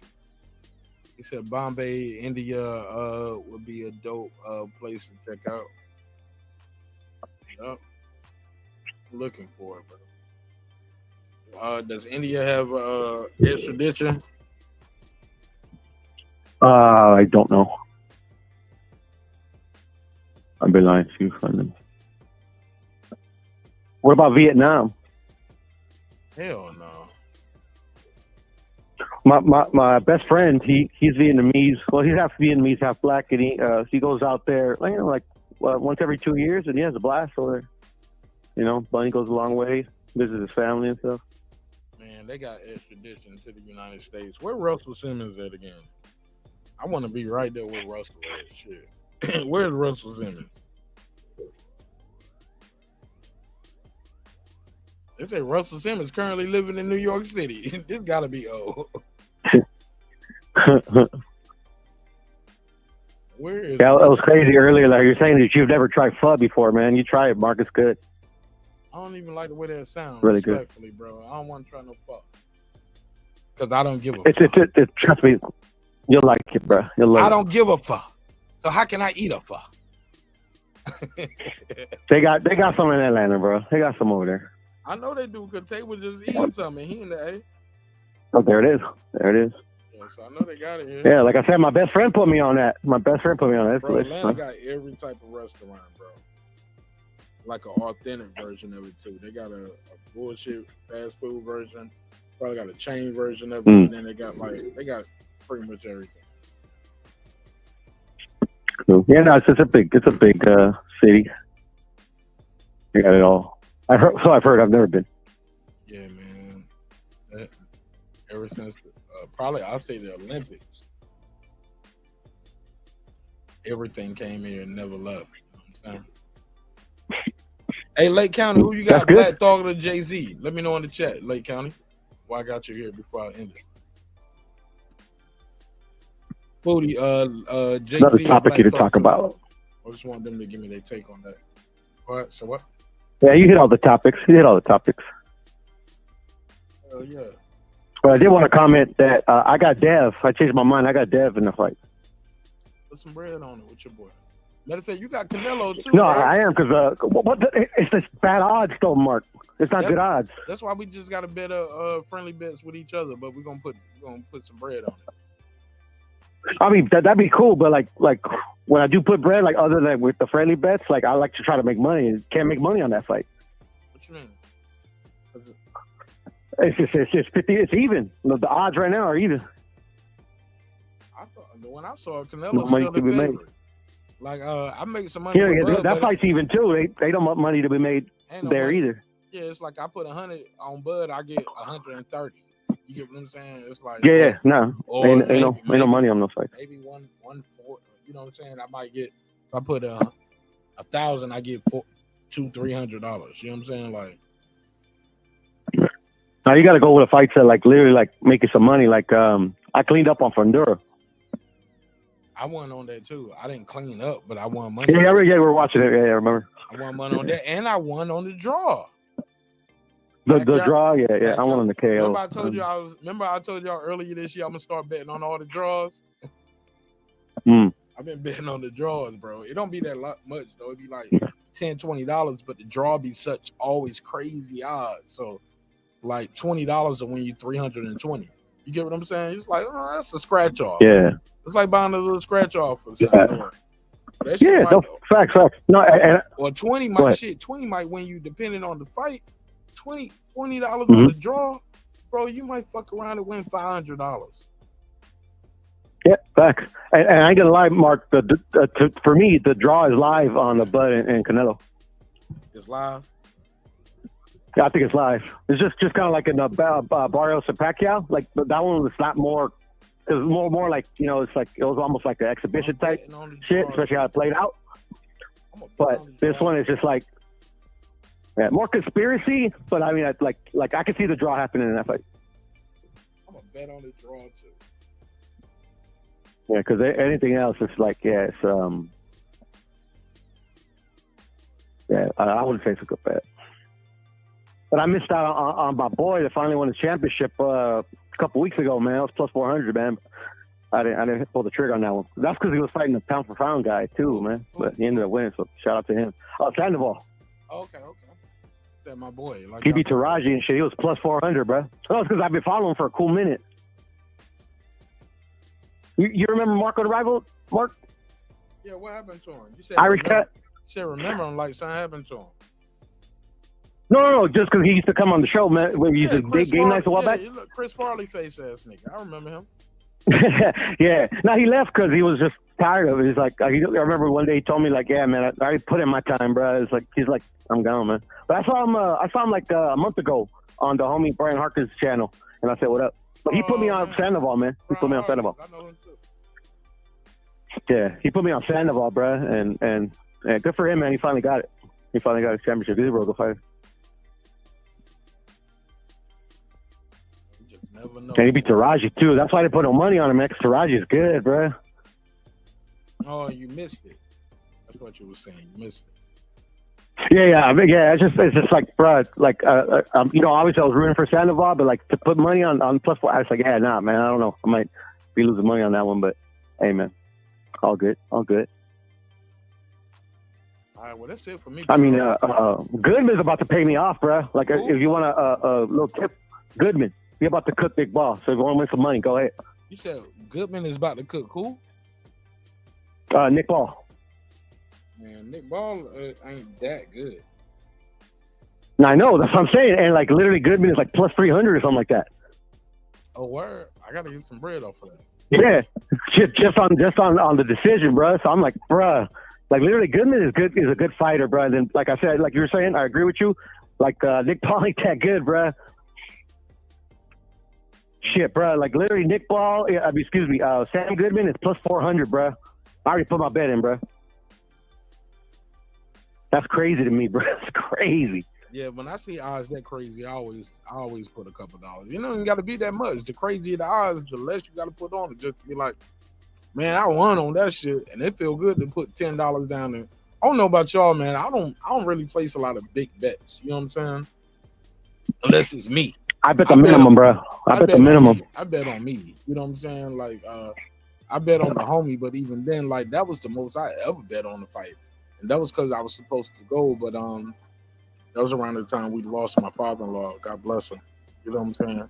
My wife was telling me, she was like, well, and she was even telling me to go, but I was just like, this is gonna come back to haunt me one day. You get what I'm saying? Like, I feel you, brother. I felt like I need to be here for my family, and I'm glad I was. You know what I'm saying? But no, I mean, like that's why you're a stand-up dude, bro. That's why, you know, like you respect it, you know, because you do things like that. But the money, so what we agreed on, the money I would have spent on the trip, bet on the fight. Mm-hmm. You get what I'm saying? Money I was gonna spend, just bet it. So, and even then, I was still scared to bet that much money.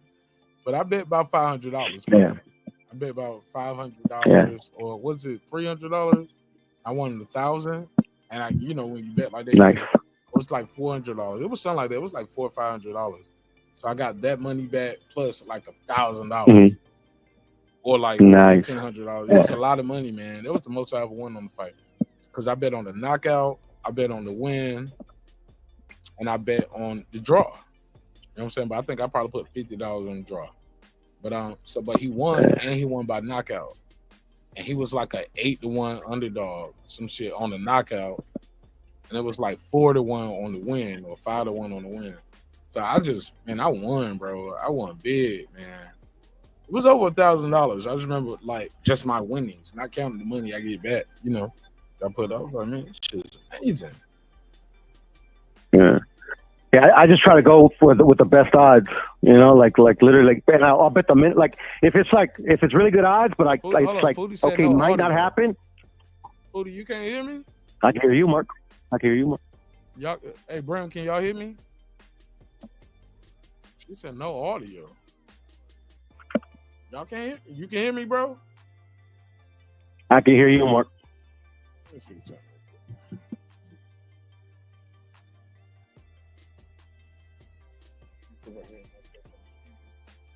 I can hear Senor Nash, bruh.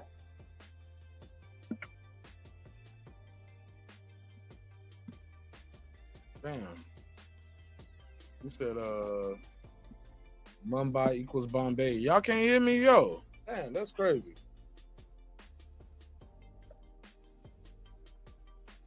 Censorship, bro. They're trying to censor you, bro. They're trying to, what do they call it? Shadow ban you, bro. But shit, that's cool. I'm about to end this shit anyway. They can shadow ban this motherfucker. If they want to. It's over. Too late. Too late, nigga. Yeah. Also got another good live bet if you're willing to gamble. I'm gonna put $50 on it. Shishkin versus Iglesias. Who? Shishkin versus Iglesias. 168 pounders. Hey, Shishkin. Yeah, the guy that what's his name? Canelo just fought him. Lip Skull. He robbed that guy. Who robbed who? But I was just Shishkin Skull robbed Shishkin. And they're gonna do a rematch now.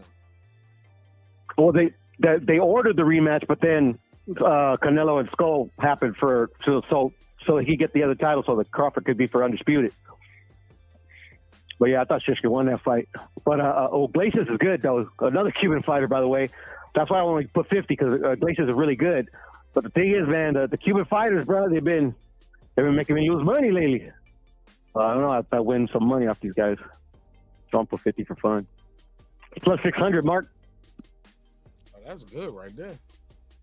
That's good, bro. That's what I'm saying, bro. That Shishkin literally, for me, former champion. Iglesias hasn't been tested yet. Yeah, plus 600 seems like a fucking steal to me.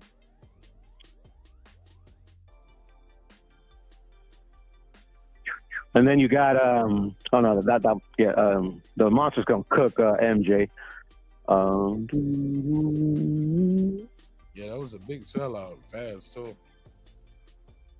Yeah, right. No, the monster base. He's the monster for a reason. Yeah, I can hear it now too. Got it on the background. That's what it's supposed to be here for, so I can hear it in the background. All right, man. Well, shit, you got anything else, Pio? Nah, that's it, man. What was the other fight that you guys talking about? That was the Canelo. We already talked about that one, and that's about it, man. I'm gonna be back sooner than later, so we got some more. We're gonna have some more to talk about. For sure, bro. And I'm gonna try calling you, bro. It's just never been. I'll give you the $2. You said what? You know, I said I'm gonna try calling you too. Nah, don't call me. Because I was like, yeah, where's Mark at? But I've never been. I'm old school. I didn't call chicks. You know. Well, shit. If you ain't call them hoes, don't call me neither, nigga. Shit, it's cool. I'll be like, I call them once and be like, hey, let's go somewhere. Whoop. Yeah, they gonna give you something that I can never give you, my brother. So if you ain't call them, shit, don't call me. Yeah, but I just remember back in the days of like when the phones, like landlines. Yeah, I remember I had fellas, man, always on the phone talking to chicks. I was like, I don't know how y'all do it. All right, man. Fuck with me, bro. Nothing but love and respect on this side. Yeah, for sure. You going to Canelo Crawford? Yeah. Thank you to Sebastian Fundora bought me my ticket, Brad. So you're gonna be there? I'm gonna be there, be square. I got my hotel like when the fight was announced. Okay, dope. You gonna be there too, right? You told me you were gonna roll deep the last time you told me. What you think?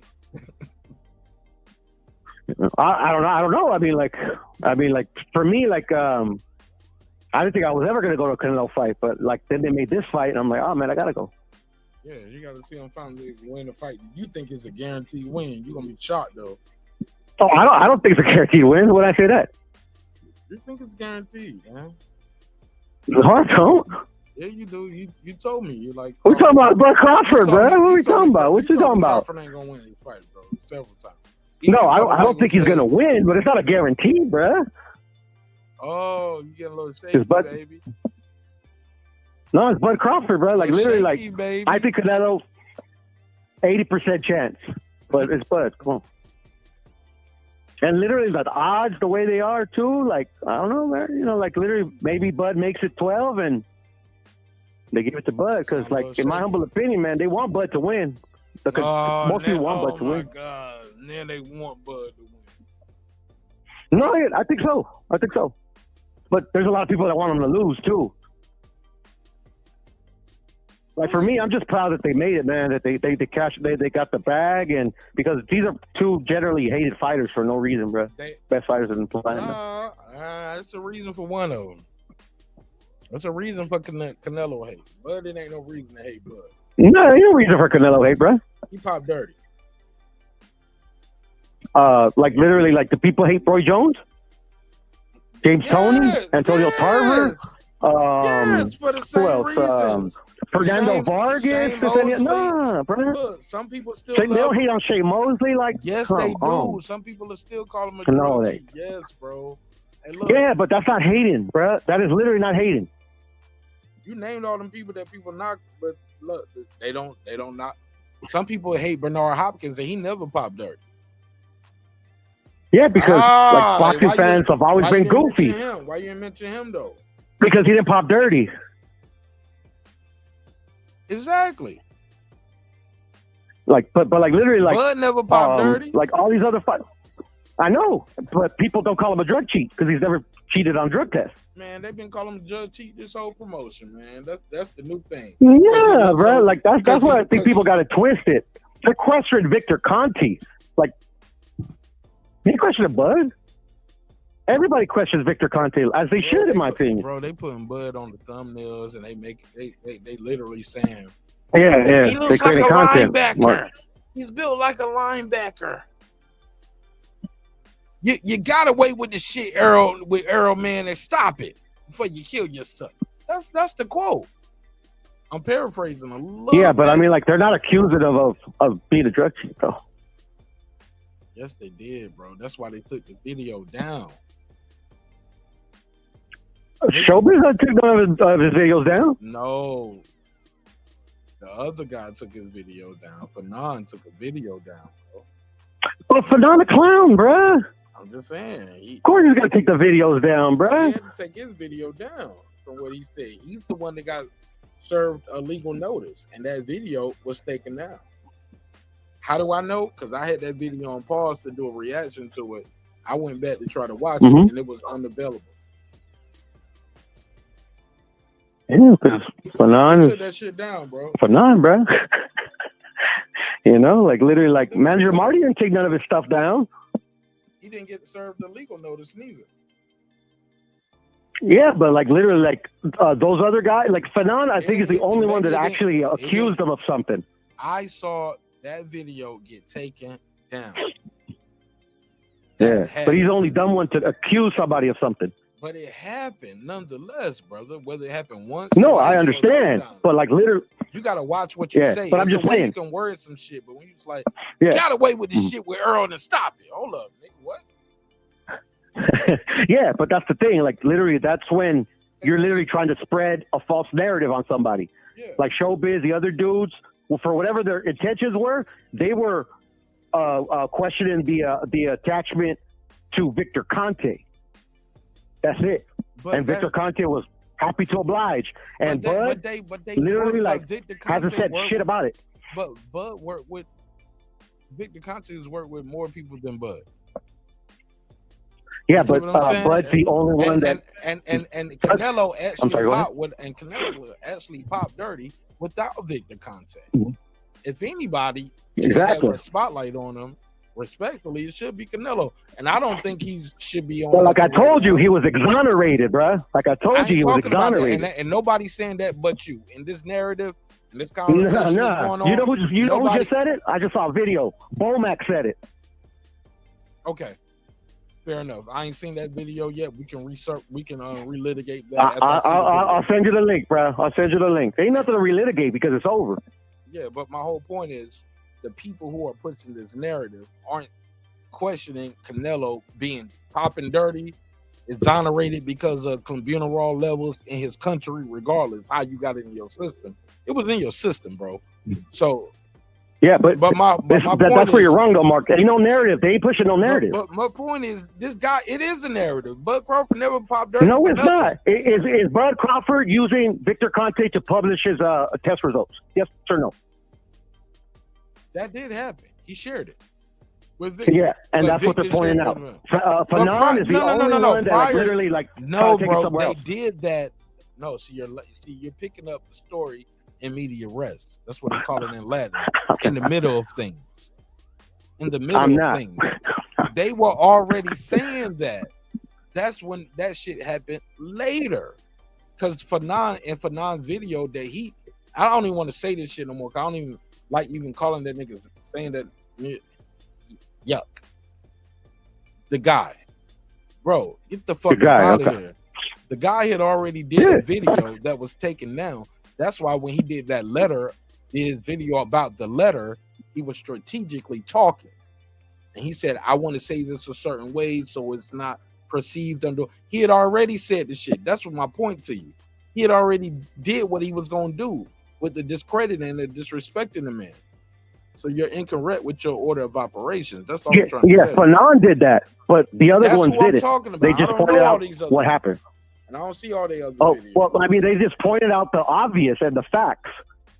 I don't know about the fake manager niggas, bro. I don't get involved in that.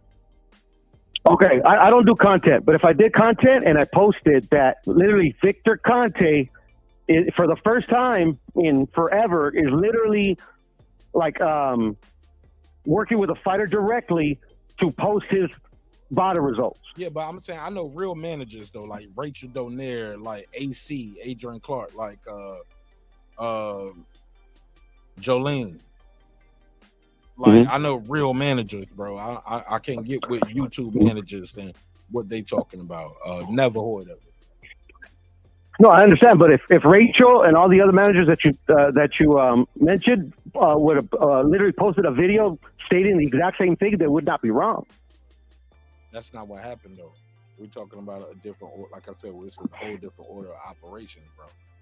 My whole point is the people were already making the videos discrediting the man without questioning. They didn't discredit him. They didn't discredit him. Okay, well, checkmate. Okay, go ahead. You won. Go ahead, sir. You won. No.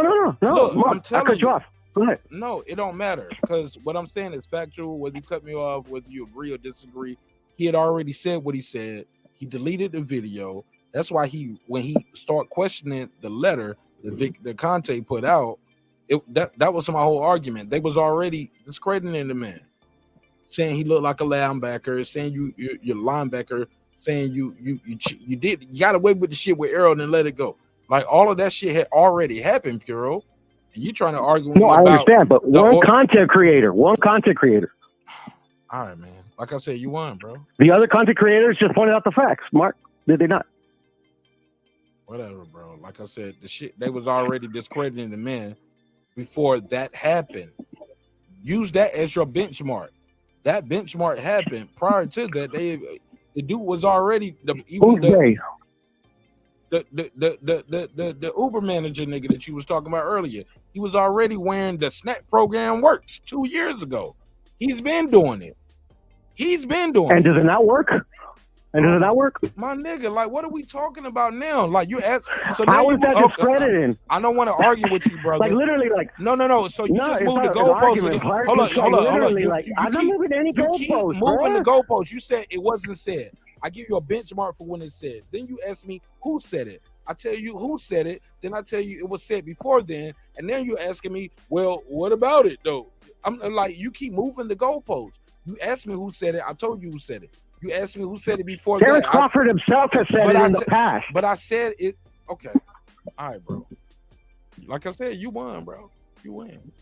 No, it's not about winning or losing. It's about one content creator that pulled out like narrative lies, got his stuff pulled down. The other ones didn't. It's up there.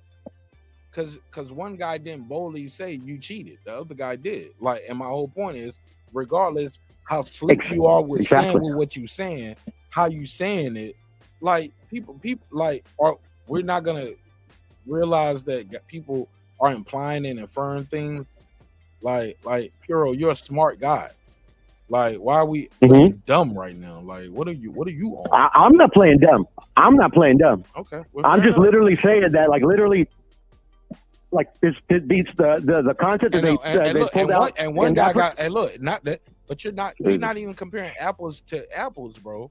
One guy got almost 200,000 subscribers. One guy got what, 10,000? You know what I'm saying? At best, what, less than 10,000? Like, it's a difference, bro. With the how loud your microphone reaches. Maybe that other guy hasn't reached my radar. Maybe that other guy, I can see how much money you're making and I can take from you for your channel versus the other guy. Like, it's a lot of variables that go and play. But just because one thing reached my ear don't mean I hear everything. And don't mean I'm gonna respond to everything. But you the loudest voice. Let me shut you down and send a message to everybody else. It's a way to do things. It's strategic.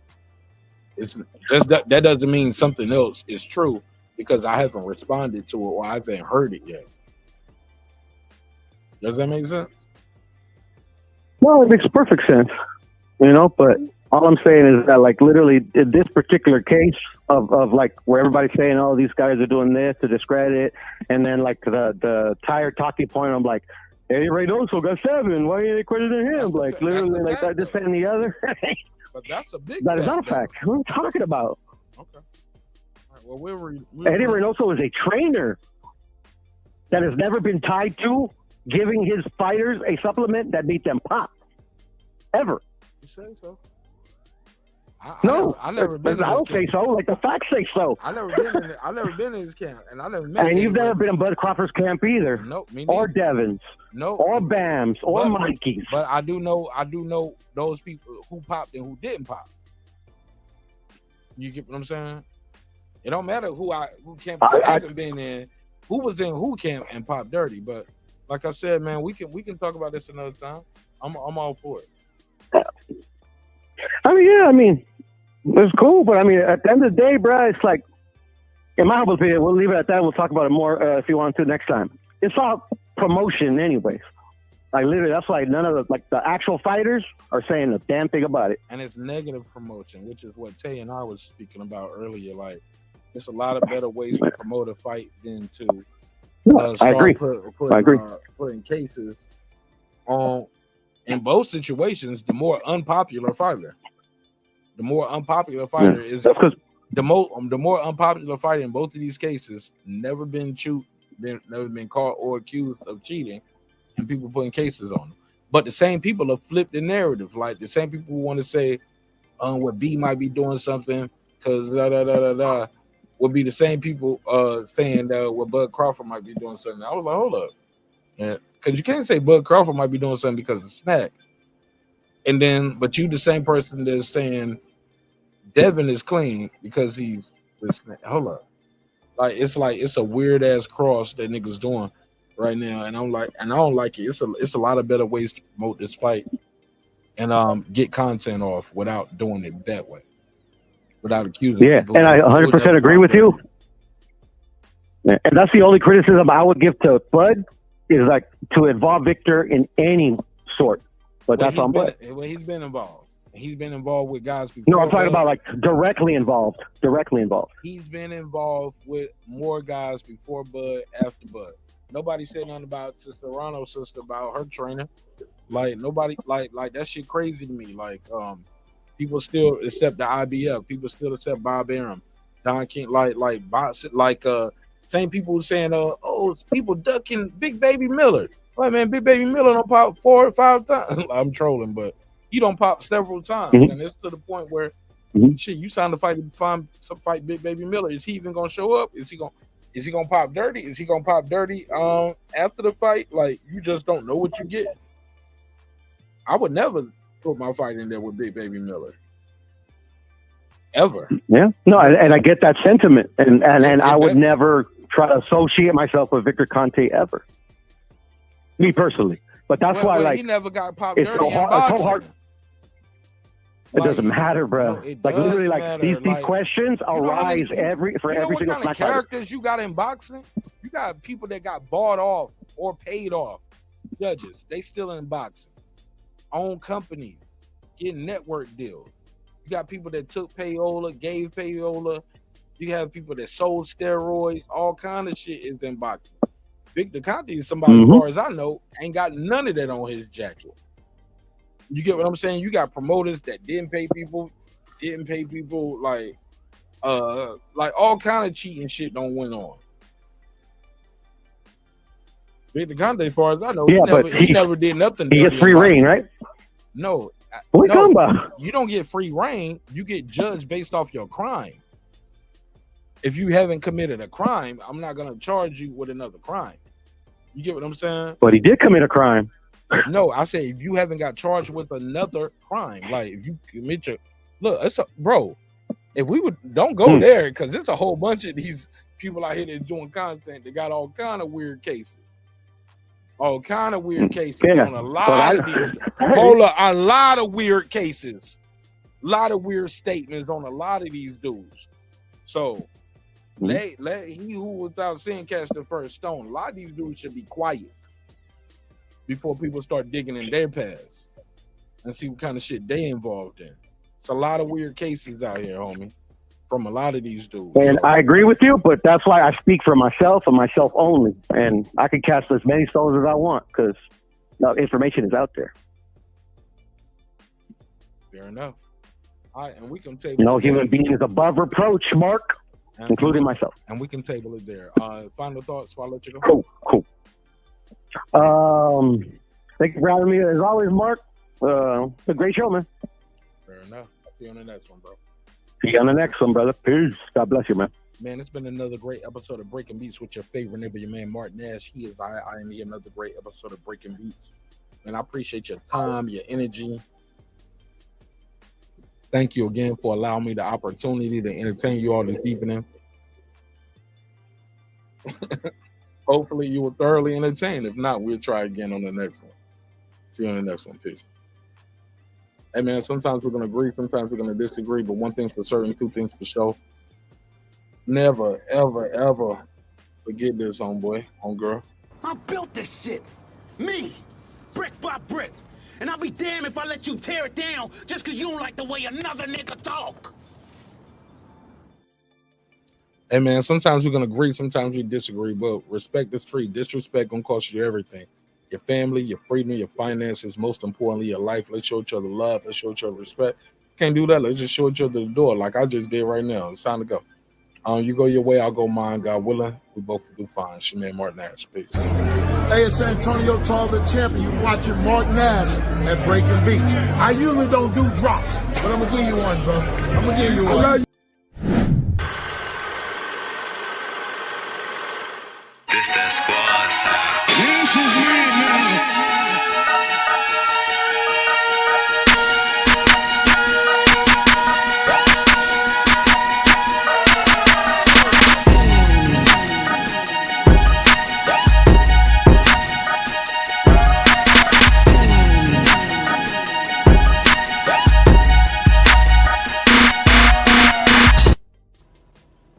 Subscribe. I don't care how many subscribers he has. Support him.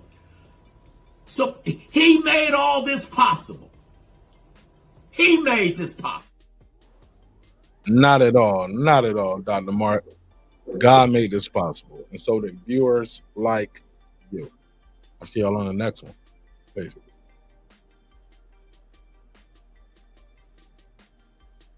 If you think I'm here to play around with y'all, goddamn.